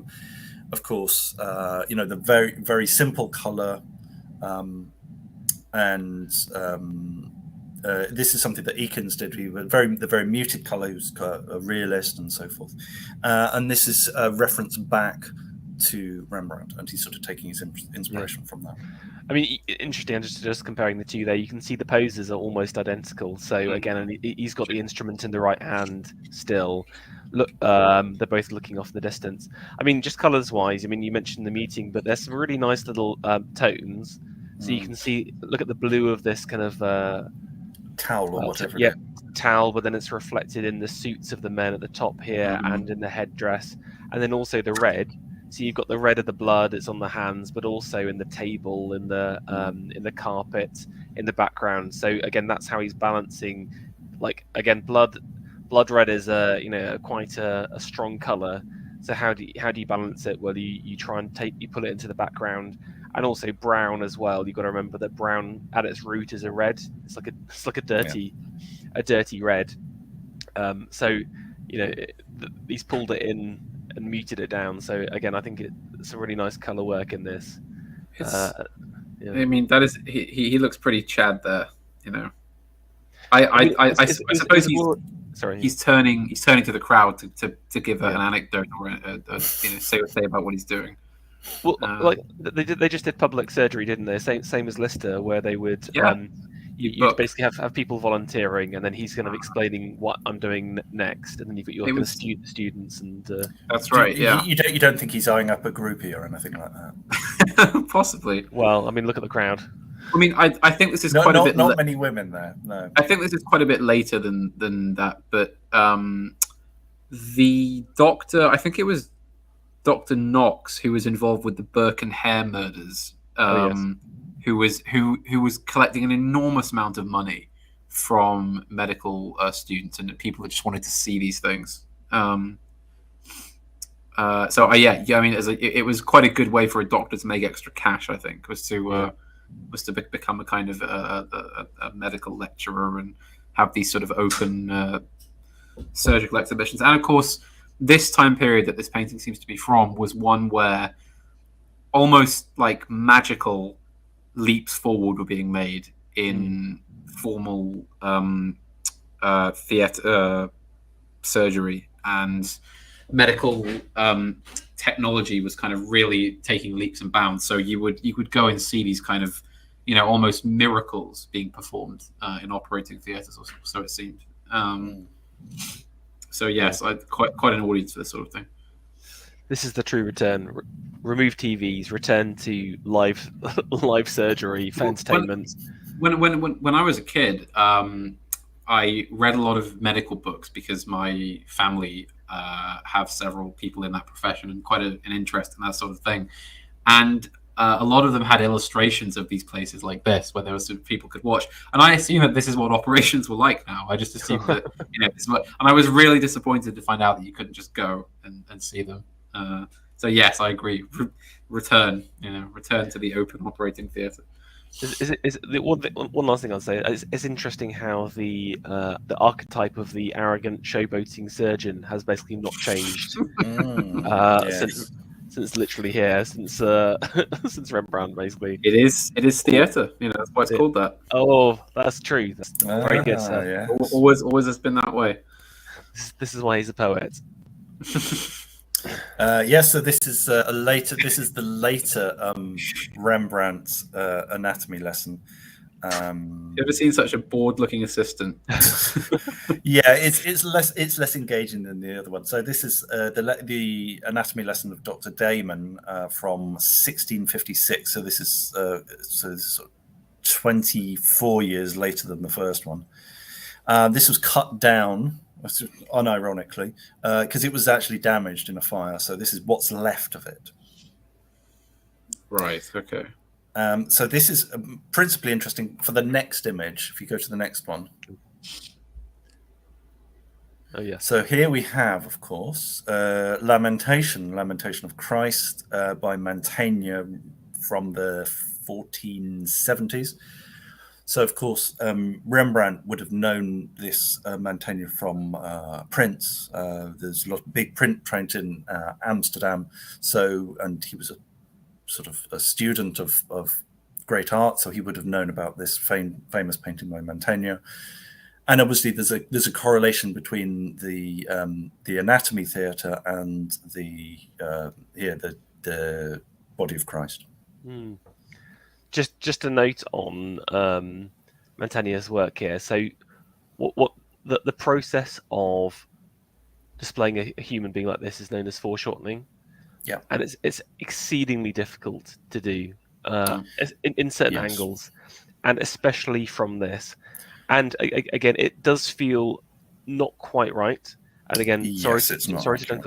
And again, if you look at the feet in comparison to the head, just zoom out a second, and you can see that it just doesn't feel right. The hands maybe to the feet are right, but it's so difficult to do. But I think he's just made the head. The thing is that basically you're fighting your instincts. Your instincts are telling you that the feet should be sort of relatively similar to the hands in terms of size. But of course, in terms of perspective, of course, the feet are much closer to you, so they should be much larger. But your mind, you're battling against this. So obviously, with photo references, we can get things very accurate. Yes. But when you're drawing from eye, it's you're having to fight your instincts, and that's what makes foreshortening, especially from this angle, so difficult. Yeah, I would say that Mantegna is he is a real early pioneer. There's a number of works where he does quite difficult foreshortenings and does a pretty good job. The other person that I always think of is Tintoretto, who displays figures in a number of wacky, let's just say like novel ways, basically, which is similar to that. But it's interesting, that it's displayed. And again, like, I mean, Rembrandt's pretty much got it right there. It feels like in terms of proportions, that feels more natural to me. But he sort of cheated a little bit because he's covering up the legs, so it makes it a little bit easier, and also the angle. The sitting up nature of it makes it easier to do. The top of the torso has been moved up. Tilted. Yeah, I mean, there's only half a man there, so it's he's got half the job. But lovely and interesting reference at the same time, and you can see it in the feet, really, can't you? I think that's the interesting reference. Right, so this is so we talked about artistry, and we've got here Jan van der Laar. This is an engraving and etching from 1742 from a book of anatomy, but we're going to see another one in a minute. So you see how beautifully delicate and intricate, if you do a close-up on this, you see how fantastically detailed this is. And these anatomy books, they were actually extremely expensive to put together because you had to get the artist to do the original drawing, then you had to get like a cutter in who would have the plate, and he would transfer the drawing. And he would be spending so much time over one of these, and these are extremely fine lines. And the thing about these cutters or engravers is that what often happens was that their careers only lasted about 10 or 15 years because their eyesight gave out. You just couldn't do this for very long. And so here you see this extremely detailed anatomy. So he's put the figure in a landscape with architecture and some animal anatomy. He's got a rhinoceros in the background. And just to emphasize that, I just want people to take a look at across here, right? Now, I would say most kind of like your bog standard etching, you do something like across here. You've got a line and then the crosshatch on the side, and that's how you create darkness and light. Can you see that the single line? Oh, you got three areas here. You've got the lightness from nothing at all. You've got the single line, and then you've got the crosshatch here. So you can create gradient. Now I want you to look what he's done across here on the left-hand side here. There's a horizontal line, and then the crosshatch coming in. But if you just move your head back a second, he's created areas of additional darkness by moving the horizontals together. So it's curvilinear cross-hatching, which is extremely difficult. This is wild. This little bit here, and again, just across here, and the way he's done it is to create a almost kind of beautiful pattern through the gradient. So, I think many engravers are probably lost through their kind of artistry is lost through time in terms of their name and stuff. We just think about the artist whose painting or drawing it was based on, but this in itself, I think, is a masterwork of engraving. Just look how he's created pattern and shape and depth using the etching tool. Yeah, also I'd mentioned, like we talked previously before on another stream about patterns interfacing and creating third patterns where you have like sort of an interruption. So what's happening is you've not only got the whole bunches of curvilinear hatching and cross hatching. What you're happening is it's been photographed and pixelated, and the pixels are interacting with these very fine lines. So you're getting these weird sort of moire patterns. So this is like we talked about the moire silk, watered silk. So this is something similar. This is why you're getting some odd artifacts in this. This isn't actually quite how you would see it. Okay, interesting. So anyway, I just thought I'd include that because that's just really cool. Really cool. Just what's interesting for me is also like what is he showing here? So you can see it's not a full skeleton, is it? You've got ligaments as well added to it. Yeah. So nice. Here's another one from the same artist. So here you have again same skeleton. Well, I think it's a similar pose with a cherub and drapery. I mean, this is all completely. Technically speaking, it's unnecessary. Sorry. What I was trying to say about earlier is this was a massive project. So you had the artist making these things, making the original drawings. Then you had the cutters, and you had to buy the plates, and you had to print up hundreds and hundreds of proofs. So individual proofs, which each have to be hand inked. And then you're saying, well, you're going to need sort of at least 100, 150 of these etchings or engravings. And then you've got to have the text, and then you've got to have them bound up. Well, they would obviously be bound. They would often be bound up by the buyer. But these projects were so huge that you'll find, if you look at the history of anatomy art, lots of projects get started and not all of them get finished, simply because they're just very capital intensive. Mm-hmm. I mean, for me, this is what all textbooks should be like. Basically, this is like huge plate engraving. Exactly. We need to go away from this kind of horrible digital utilitarian, clip art utilitarian skeletons. This is just so beautiful and inspiring at the same time. Make some textbooks with these wonderful plate etchings in them. Maybe and of course, these are all copyright free, of course, now. So you're welcome to add them to your books. So are there still people around now that could do this?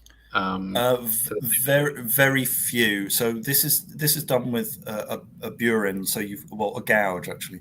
So what you'd have is like you've got a very fine gouge, and you'd have a plate of metal, and you would be literally leaning over it and scoring it with your gouge. So you'd be cutting these tiny, tiny channels with the tip of your gouge, and you'd have to clean, or you have to sharpen it every so often to make sure it's nice and crisp lines. The thing is that to be trained at this level, no one is actually trained at this level anymore. You would have to learn this yourself, working from the masters. So technically you could do it. It was kind of supplanted by etching, which is where you just draw with a needle and then you use acid. But this is actually done with a gouge, and it's extremely difficult. And of course, it's difficult to correct as well. So there's basically, I should imagine, there's probably virtually no one in the entire world who can do this anymore. Interesting. Lovely. So, Bulgazi Gladiator for scholars of classic art. Famous Greek sculpture. This might be, I think this is a Roman copy. I'm not It's a sure. Roman copy, yeah, because of the any supported sculpture like that, which has a tree stump in the background, is probably a Roman copy. Yeah, because the originals were usually in bronze, so they were much more resilient. They were less fragile. The Romans had them copied in marble, and so obviously the mechanics, the dynamics were slightly different. So they had to add these sort of supporting struts and so forth. So yeah, I don't know much about this at all. Do you want to? Yeah, so this is the Bulgazi Gladius. So essentially, in his right hand, he has a gladiatorus, or Gladius, is it? Yeah. Gladius, sorry, that's it. Yeah, Gladius. So that's a short, curved edge but straight sword, and he would have had a shield on his left arm. They've been broken off. So this is what we're left with. So this is quite a famous sculpture. It's particularly of interest to anatomists. So if you go to the next image. This is a copy. This is a bronze copy in somewhere in England. And if you go to the next one, there you see that the anatomists were starting to use classical art as for their poses, and then they would do an écorché, which is flayed figure. So they would remove. So here you see all the muscles are extremely pronounced because this is almost like an écorché. Where the skin is removed and the fat is removed, and that shows you the muscles underneath. And this was a standard technique for showing the way the muscles were. Yeah. So again, whenever you do these kind of flayed drawings, it feels more exaggerated because you can see every single muscle grouping. Yeah. While in reality, so for example, on the leg here, again, I'm not an expert. I know the better artist than I. Can name every single muscle grouping in all of the body. I know a few guys who can do that, but you can see there's 4 muscles there. Look how a normal leg is portrayed. Yeah. Oh, by the way, it's reversed because often prints were reversed because you work on a plate, and then when you print it out, it comes out in reverse. So that's why you sometimes get these reverses in print. Yeah. Sorry, so I was just saying you can't see the fact that there's 4 there. It sort of gets smoothed out by the fat and the skin. So yeah. So obviously in the sculpture that he's holding the sword in his right hand, and in the print, of course, it's transferred over to the left because it's been reversed. So this was obviously to allow the study of anatomy, but it was also to show that the ancients had mastered anatomy and that we should be learning from the ancients. And again, that's interesting because there's been, to my knowledge, no evidence of this style of anatomy where again you're kind of trying to build from the ground up. To my knowledge, is that right? There were no dissections of people?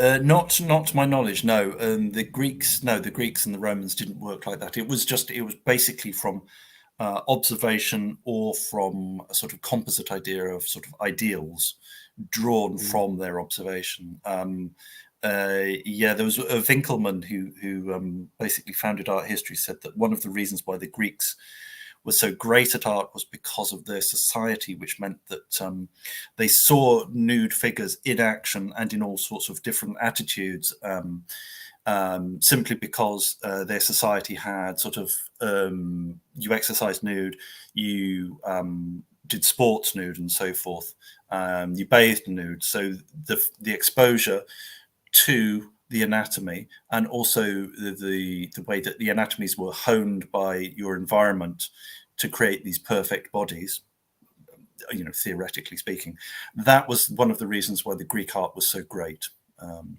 So that was Winkelmann's idea. Yeah, so then if you go back, Oh no, sorry, yeah, no, sorry. Go on to the next one. Yeah. So this is the Apollo Belvedere. So I talked about reprographic technology. So here you can see a 2-color print. Now this was technically it's not terribly difficult to do. You just need 2 different plates, and you just print one in one color and one in a different color, and you just print them sequentially on top of the same sheet of paper. The difficulty is getting stuff completely registered. So the difficulty is more technical about getting things aligned, so it's registered, getting it in the right place, because of course you put the one of the plates in the wrong place and it comes out all sort of misaligned. So that's one of the difficulties. This got better. So this is I'll just tell you when this was done. This was done so this is sort of like 1812, I think. These are particularly beautiful, I think. So again, just for those who don't know, the Apollo Belvedere is like, I guess, one of the most famous sculptures, often held up as the example of kind of classical perfection of the kind of handsome youth. Yeah. But then obviously they're trying to understand the muscle groupings that lie beneath the face. So again, it's almost like an imagined breakdown of what's under the skin. And I love this profile here again, so you can see the profile's in red if people can't see. But this is really cool. I have to check out the book for this, actually. Really interesting. And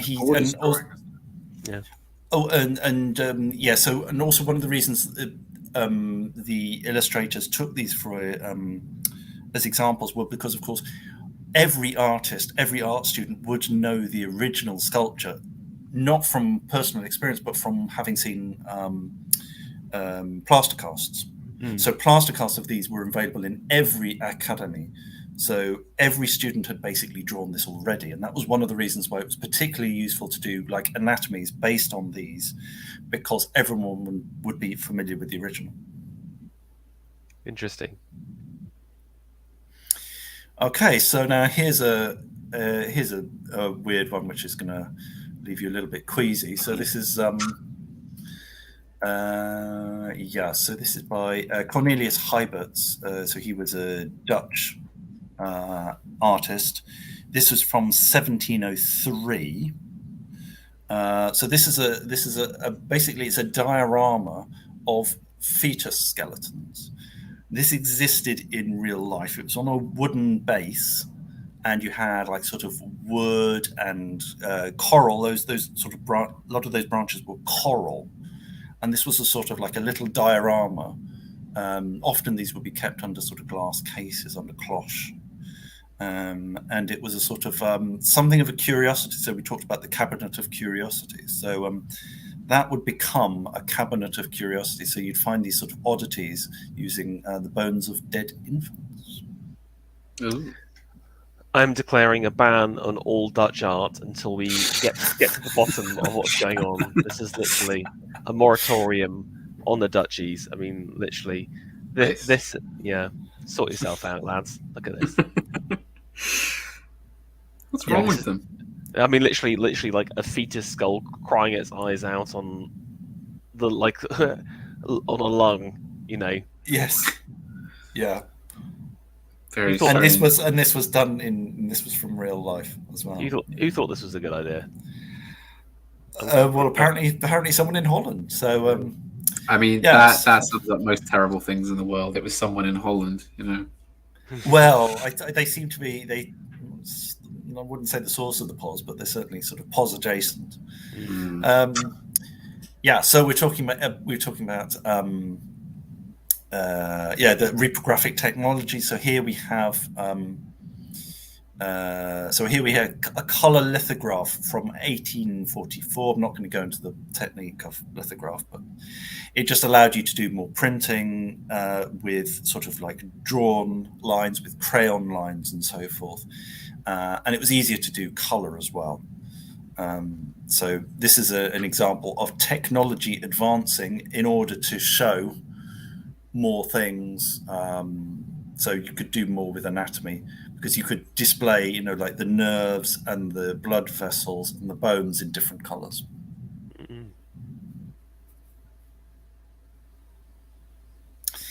Gray's Anatomy, very famous textbook, of course. If you look up Gray's Anatomy, all you get now is photographs of a medical romantic drama or whatever. But so Gray's Anatomy was anatomy descriptive and surgical from 1858. It's basically the standard textbook for not so much artists, but certainly medical students, and obviously reprographic technology. I think this is color one, but there is one in color as well. But so this is what students would have used to learn about anatomy.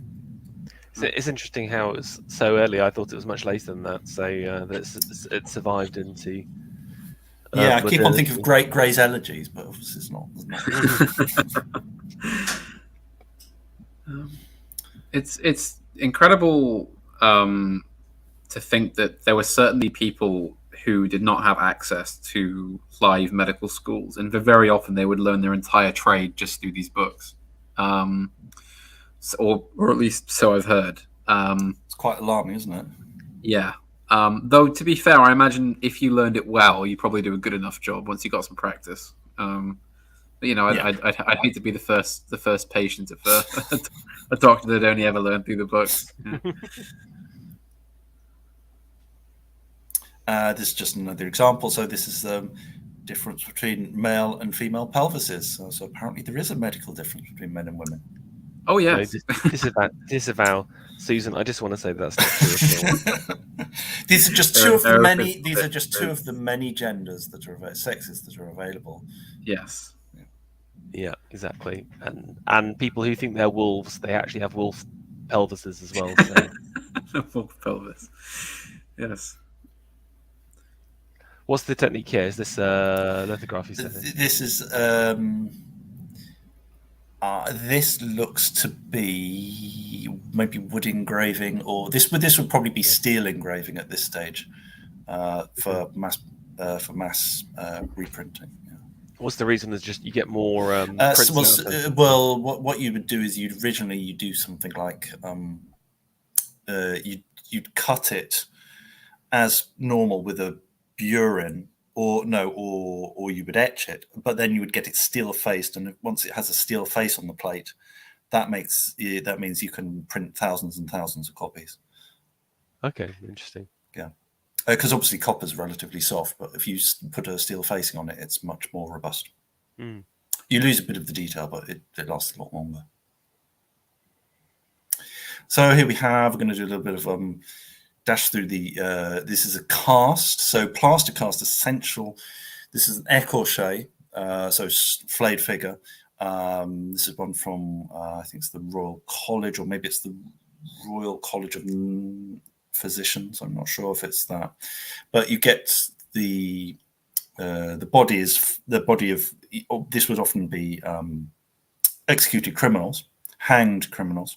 The bodies would be taken to the art school, or they would be taken to the anatomy theatre. They would be flayed. Then they would be cast in plaster. Well, they would be posed. Then would be cast in plaster. And the plasters would sometimes be coloured. This one's been coloured and donated or bought by art schools or by medical schools. Very cool. So that's a cast of an actual dead body. What blows my mind is there's people whose job was literally to flay other humans in the 19th century. I'm a professional flayer. Yeah, so it was a cross between, you know, being a sort of a technician and a butcher. Exactly. Yeah. I mean, it's pretty rough work, pulling apart human bodies. You know, don't easily. They're not the most malleable. It's just like skinning a rabbit, Panama. Well, that I could do. Don't ask me how I know about the malleability of human bodies, but.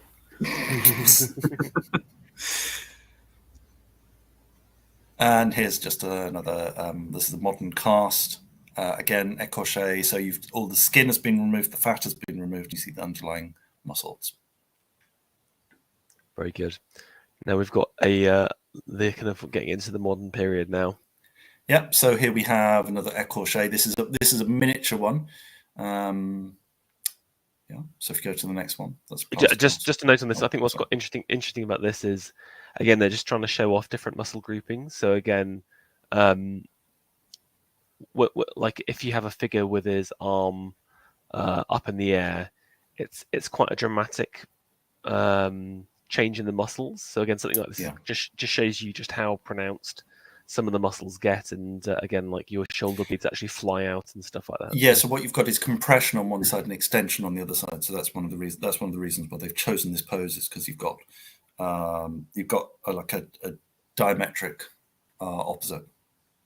Yeah, I think that's one of the problems with this approach to figure drawing, is that it's great if you're using the pose that's there, but again, if you're trying to do something dynamic and different, you can't exactly flay someone alive to get that. You have to. You can use your life model, but you'll never get the flayed version, I say. But it's just to illustrate. Well, you can only do it once. Let's put it that way. It's not as... So this is a drawing. This is by Van Gogh. So the cast you saw was in the Van Gogh Museum. This is a drawing of.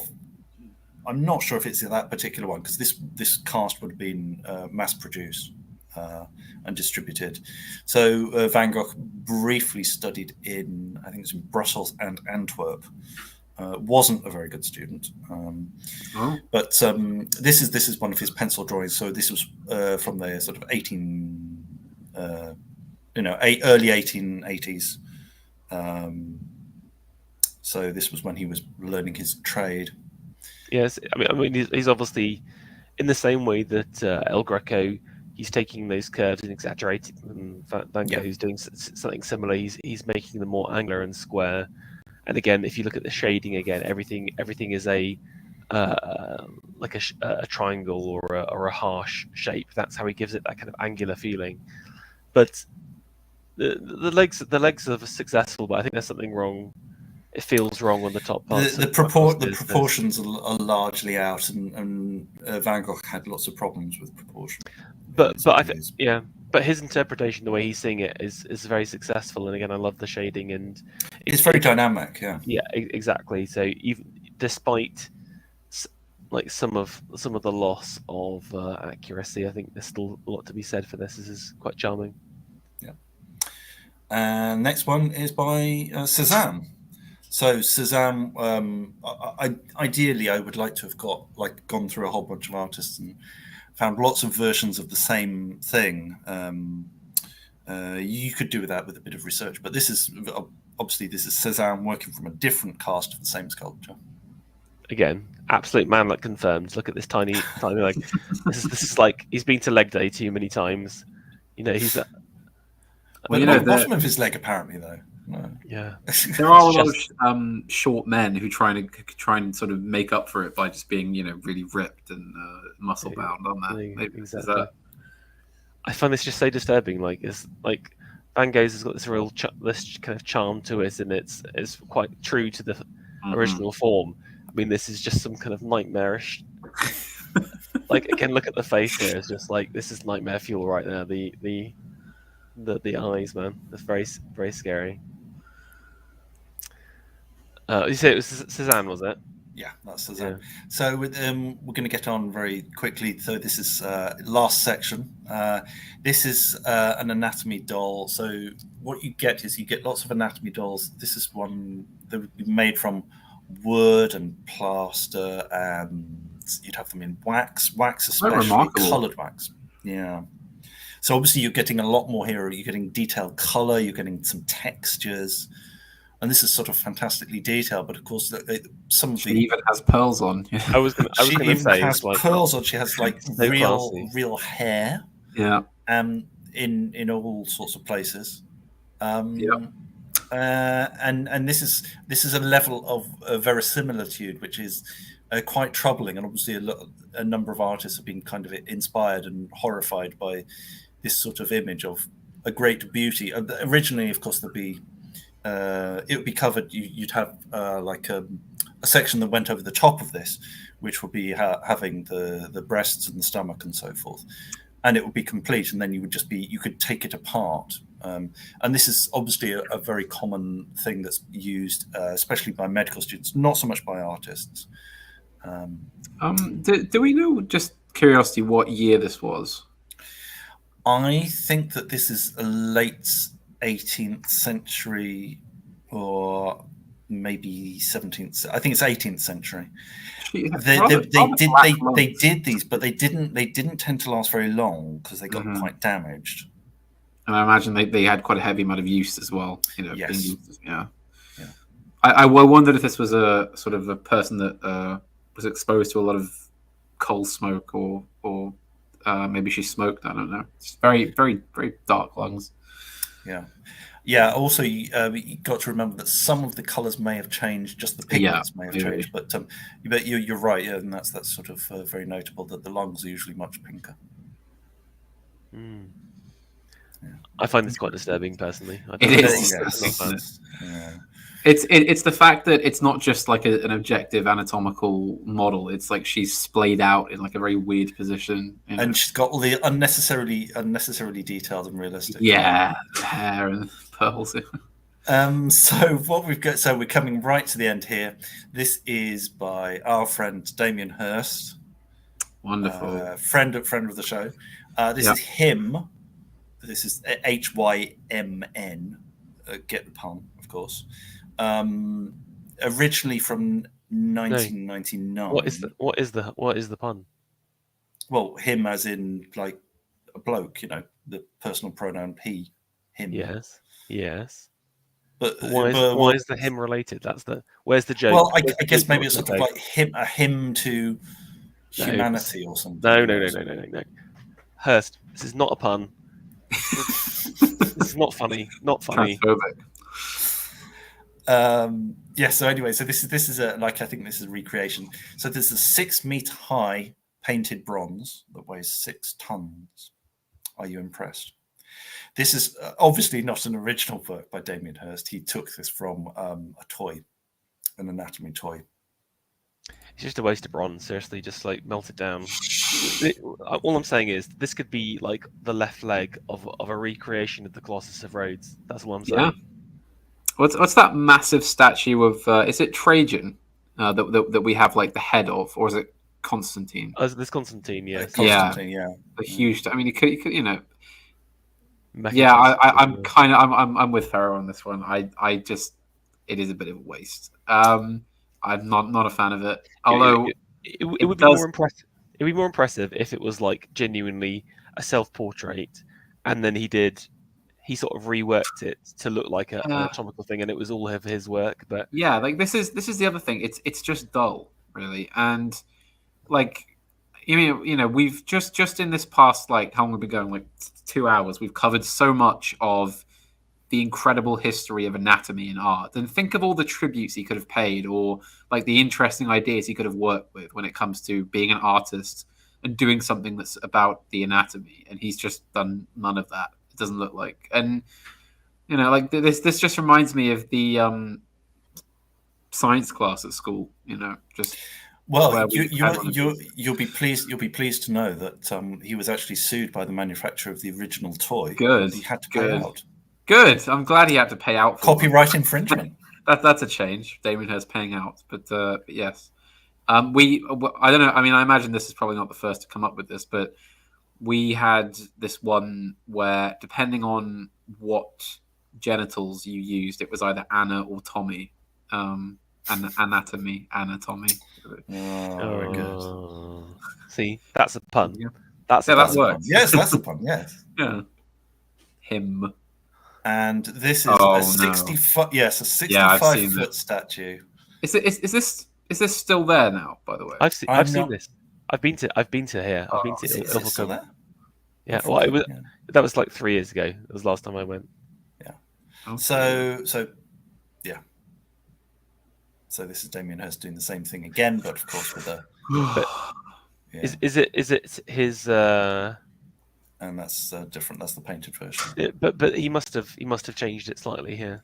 So Well, or maybe he was just doing it with sort of permission of the. Well, yes, I don't think the original had a sword. Well, that's what I was saying. So I imagine maybe he's varied it enough to avoid copyright infringement. Yeah, I mean, at least there's some originality there. Interesting, you can see him like I don't know much about monumental sculptures at all, so it's cool to see that they've used like almost like an armitage in like armature, sorry, of steel. To kind of hold it together.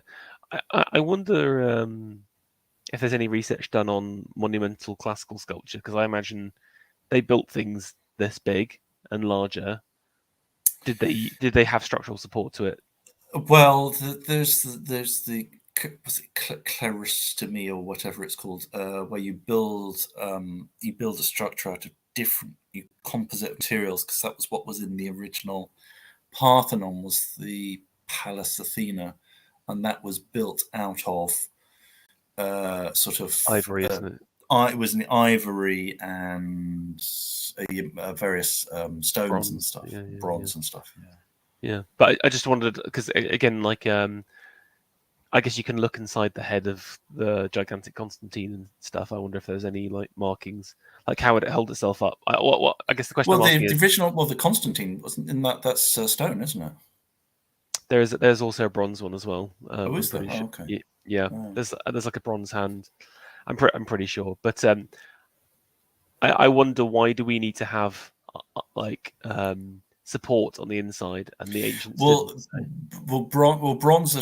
you remember bronze is basically, it's just a skin around the outside, so it's hollow on the inside and it's not fantastically strong. So I mean, for example, like the Statue of Liberty, of course, is it's basically a copper skin going around steel armature, which is what made that possible, which is why you didn't have any sculpture.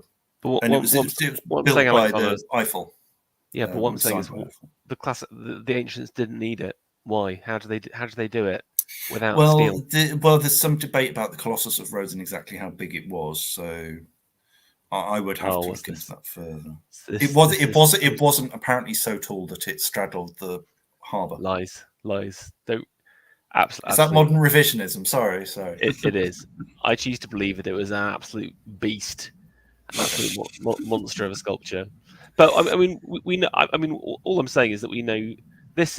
There's definitely some sculptural pieces which are as big as this, and I'm just fascinated. I just wonder how they did it. Like if anyone's done any research on it. Yeah, it's an interesting question. Yeah. If you have an answer, please leave a comment. The glimpses of this article I've got, it just makes me remind me how much I hate the modern day. I mean, them talking about, this is going to increase parking revenue. Like, where's this going? Just clear them out in that paragraph before the picture there. Just parking revenue. Oh dear. Good Lord. I mean, why would you just? I mean, they do it on purpose. I think they put these things there to just embarrass and control people. Sorry, that is actually the most cursed. This is cursed modernity right there. Yeah, there you go. And that's exactly why I wanted to end on this. So there we are. Clear them out. Why'd you make our life miserable? There we go. And is this just the same? This is the one without the sword, and yeah. Look at that. Observer. We're going to melt this down, seriously, as soon as the government goes. When we come to power, we're going to have some. You know how, like, when they took power in Russia, they pulled down the enormous the statue of Tsar Alexander that's outside. We should do that with this. We should we should make an avant-garde film about us like tearing down the statue. As author of the book Iconoclasm, I cannot endorse any of the sentiments of my co-presenters. Well, on that note, let us draw to an end. Let me just stop the screen. There we go. Wonderful. Thank you so much. A fascinating view and like a jaunt through anatomy and history. I don't know, Alex, if there's any kind of last comments you wanted to kind of go through. Well, essentially, it's I would recommend this book, this catalogue, which you can buy, Flesh and Bones: The Art of Anatomy, published by Getty. Highly recommended if you're interested in this subject. it deviates a lot from what we've actually looked at because I've brought in a whole load of other stuff. Remember, we've only briefly touched on a lot of these, so we were sort of going quite fast through them. Okay.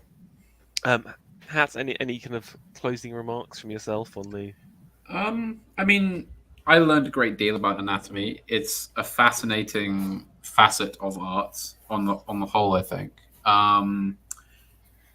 It's kind of it's one of those things that is like, you know, I can imagine for an artist, like a young artist trying to perfect the craft, it can probably be quite maddening to try and wrap your head around. I mean, because you're essentially depicting a person who you can only see skin, but you have to know exactly where the muscles and the bones are underneath all that in order to make it work and look remotely realistic. And if you mess it up even the tiniest bit, everybody will know because it'll just seem obvious. It just doesn't look right. I mean, it must be perhaps one of the more challenging things that an artist has to learn. I don't know if you can confirm that. I can indeed confirm that's correct. Yeah. I would say it like a lesser artist can get away by you can get away with stuff basically, but I think the mark of a true genius is to be able to subtly put like you said the correct details from the knowledge that you have from anatomy. I mean, again, I'm always just fascinated by the ancients because they managed to produce sculptures that are anatomically perfect, you know, more than perfect, idealized forms without all of the access to anatomy drawings and skeletons that we have today. You know, so really, hats off to the ancients there. You know, for for producing stuff like the that gladiator. You know, just from raw, I guess, just imitation. You know, just repeating stuff. But you know, for me, I think it's fascinating. It's been something that's obviously been on the minds of people for a long time. And again, this idea of interest in the kind of realism behind it, and then the kind of counter to that as well with time. Now, I've seen a few people in chat saying that we've ended on a bit of a downer, and I can see Vingles recommended checking out the Veiled Truth by Corradini. I'm not going to bring it up, but please have a little Google yourself afterwards to cheer yourself up. I want to end on a horrible black pill from Alexander. Vingel says that I think the anatomical model that we discussed was from the 18th century. I think that's correct. It's from the end of the 18th century. It's very old. It's one of the oldest surviving ones. Okay, interesting. Okay, so let's finish up there. Thank you very much, gentlemen. On to Schilling. I mean, we had a little bit of this. I mean, I guess, Alexander, what's your big announcement? Basically, subscribe to the Jackdaw. But the announcement is that I'll be launching a sort of political pamphlet on the possibility of a dissident arts centre. Wonderful.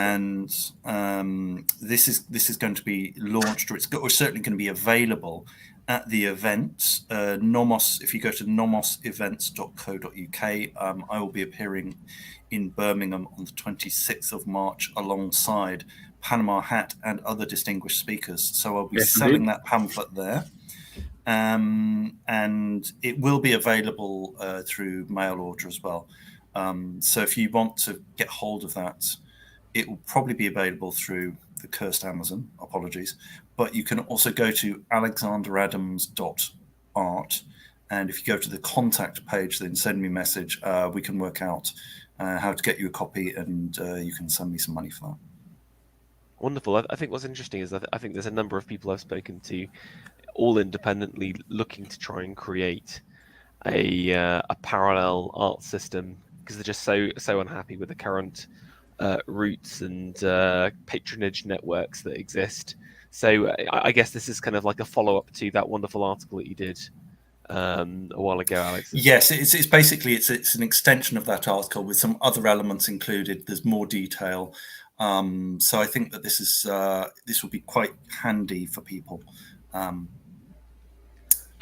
I implore you, sir? to not just have it on Amazon, to get it printed, hand printed somewhere as an art piece in its own right is only right. Well, We, the initial print run of 50 will be signed and numbered. okay. Well, So that's pretty good. if it reaches the second edition, that second edition will not be signed or numbered. So if you want to get in quickly with your requests, you can get hold of a copy. It won't be hand printed, I fear, but it will be hand signed and hand numbered. This is disappointing. This is and yes, and so this is for the So I will be at the Nomos events thing in Birmingham with Panama Hat. That's on the 26th. I think there are tickets still available, so please go to nomosevents.co.uk. Okay, wonderful. Anything else, Alex, or shall I move to That's it. Hat? I mean, you've talked about the poetry, Mm-hmm. videos coming out. Is there anything else going on? You're also at the event, aren't you? Yeah, I'll be speaking at the event too. As Alex said, it's the 26th in Birmingham, unfortunately. But yeah, there's that. That's all I have for now. Next stream, I'll probably have some more stuff for you, but that's it just for this week. Okay, wonderful. Just from my side, can you please, if this is the first time you've stumbled upon this channel, you've gone through the weeds and found this glade, this bountiful patch of artistic joy, please subscribe, share this with your friends, with your aesthetic brethren, and leave a comment. It all helps with the various algorithm to give this channel a boost. And I just want to say we really appreciate all of the comments that you leave on the streams. We read all of the stuff that you put on the live chat as well. So thank you all for your comments. And I will say a good night.